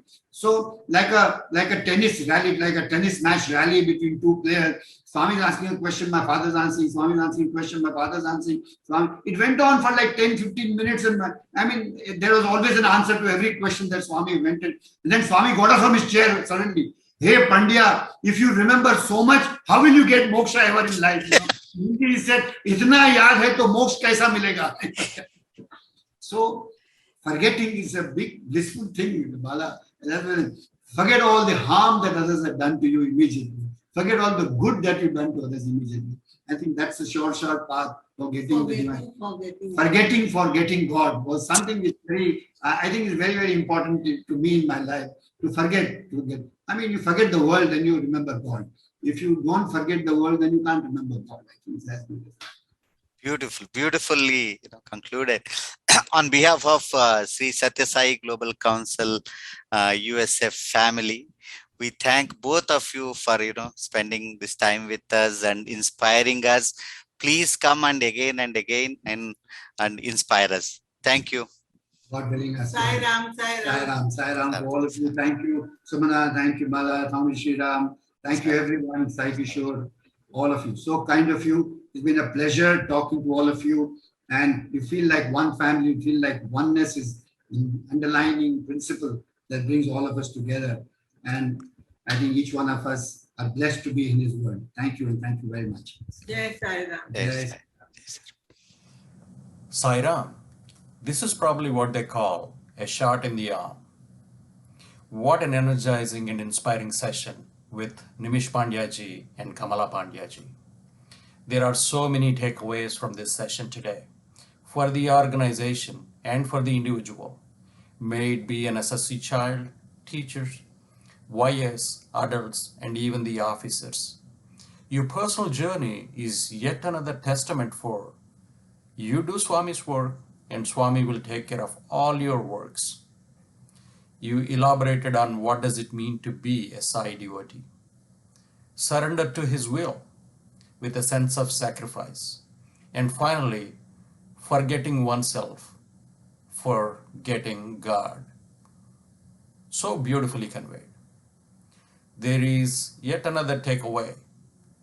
Swami has a plan for you. Do not interrupt. Allow it to happen. Once again, it applies to all of us. We sincerely thank you for making our Labor Day retreat a real treat. We look forward to the opportunity to hosting you both sometime soon in USA. Sai Ram.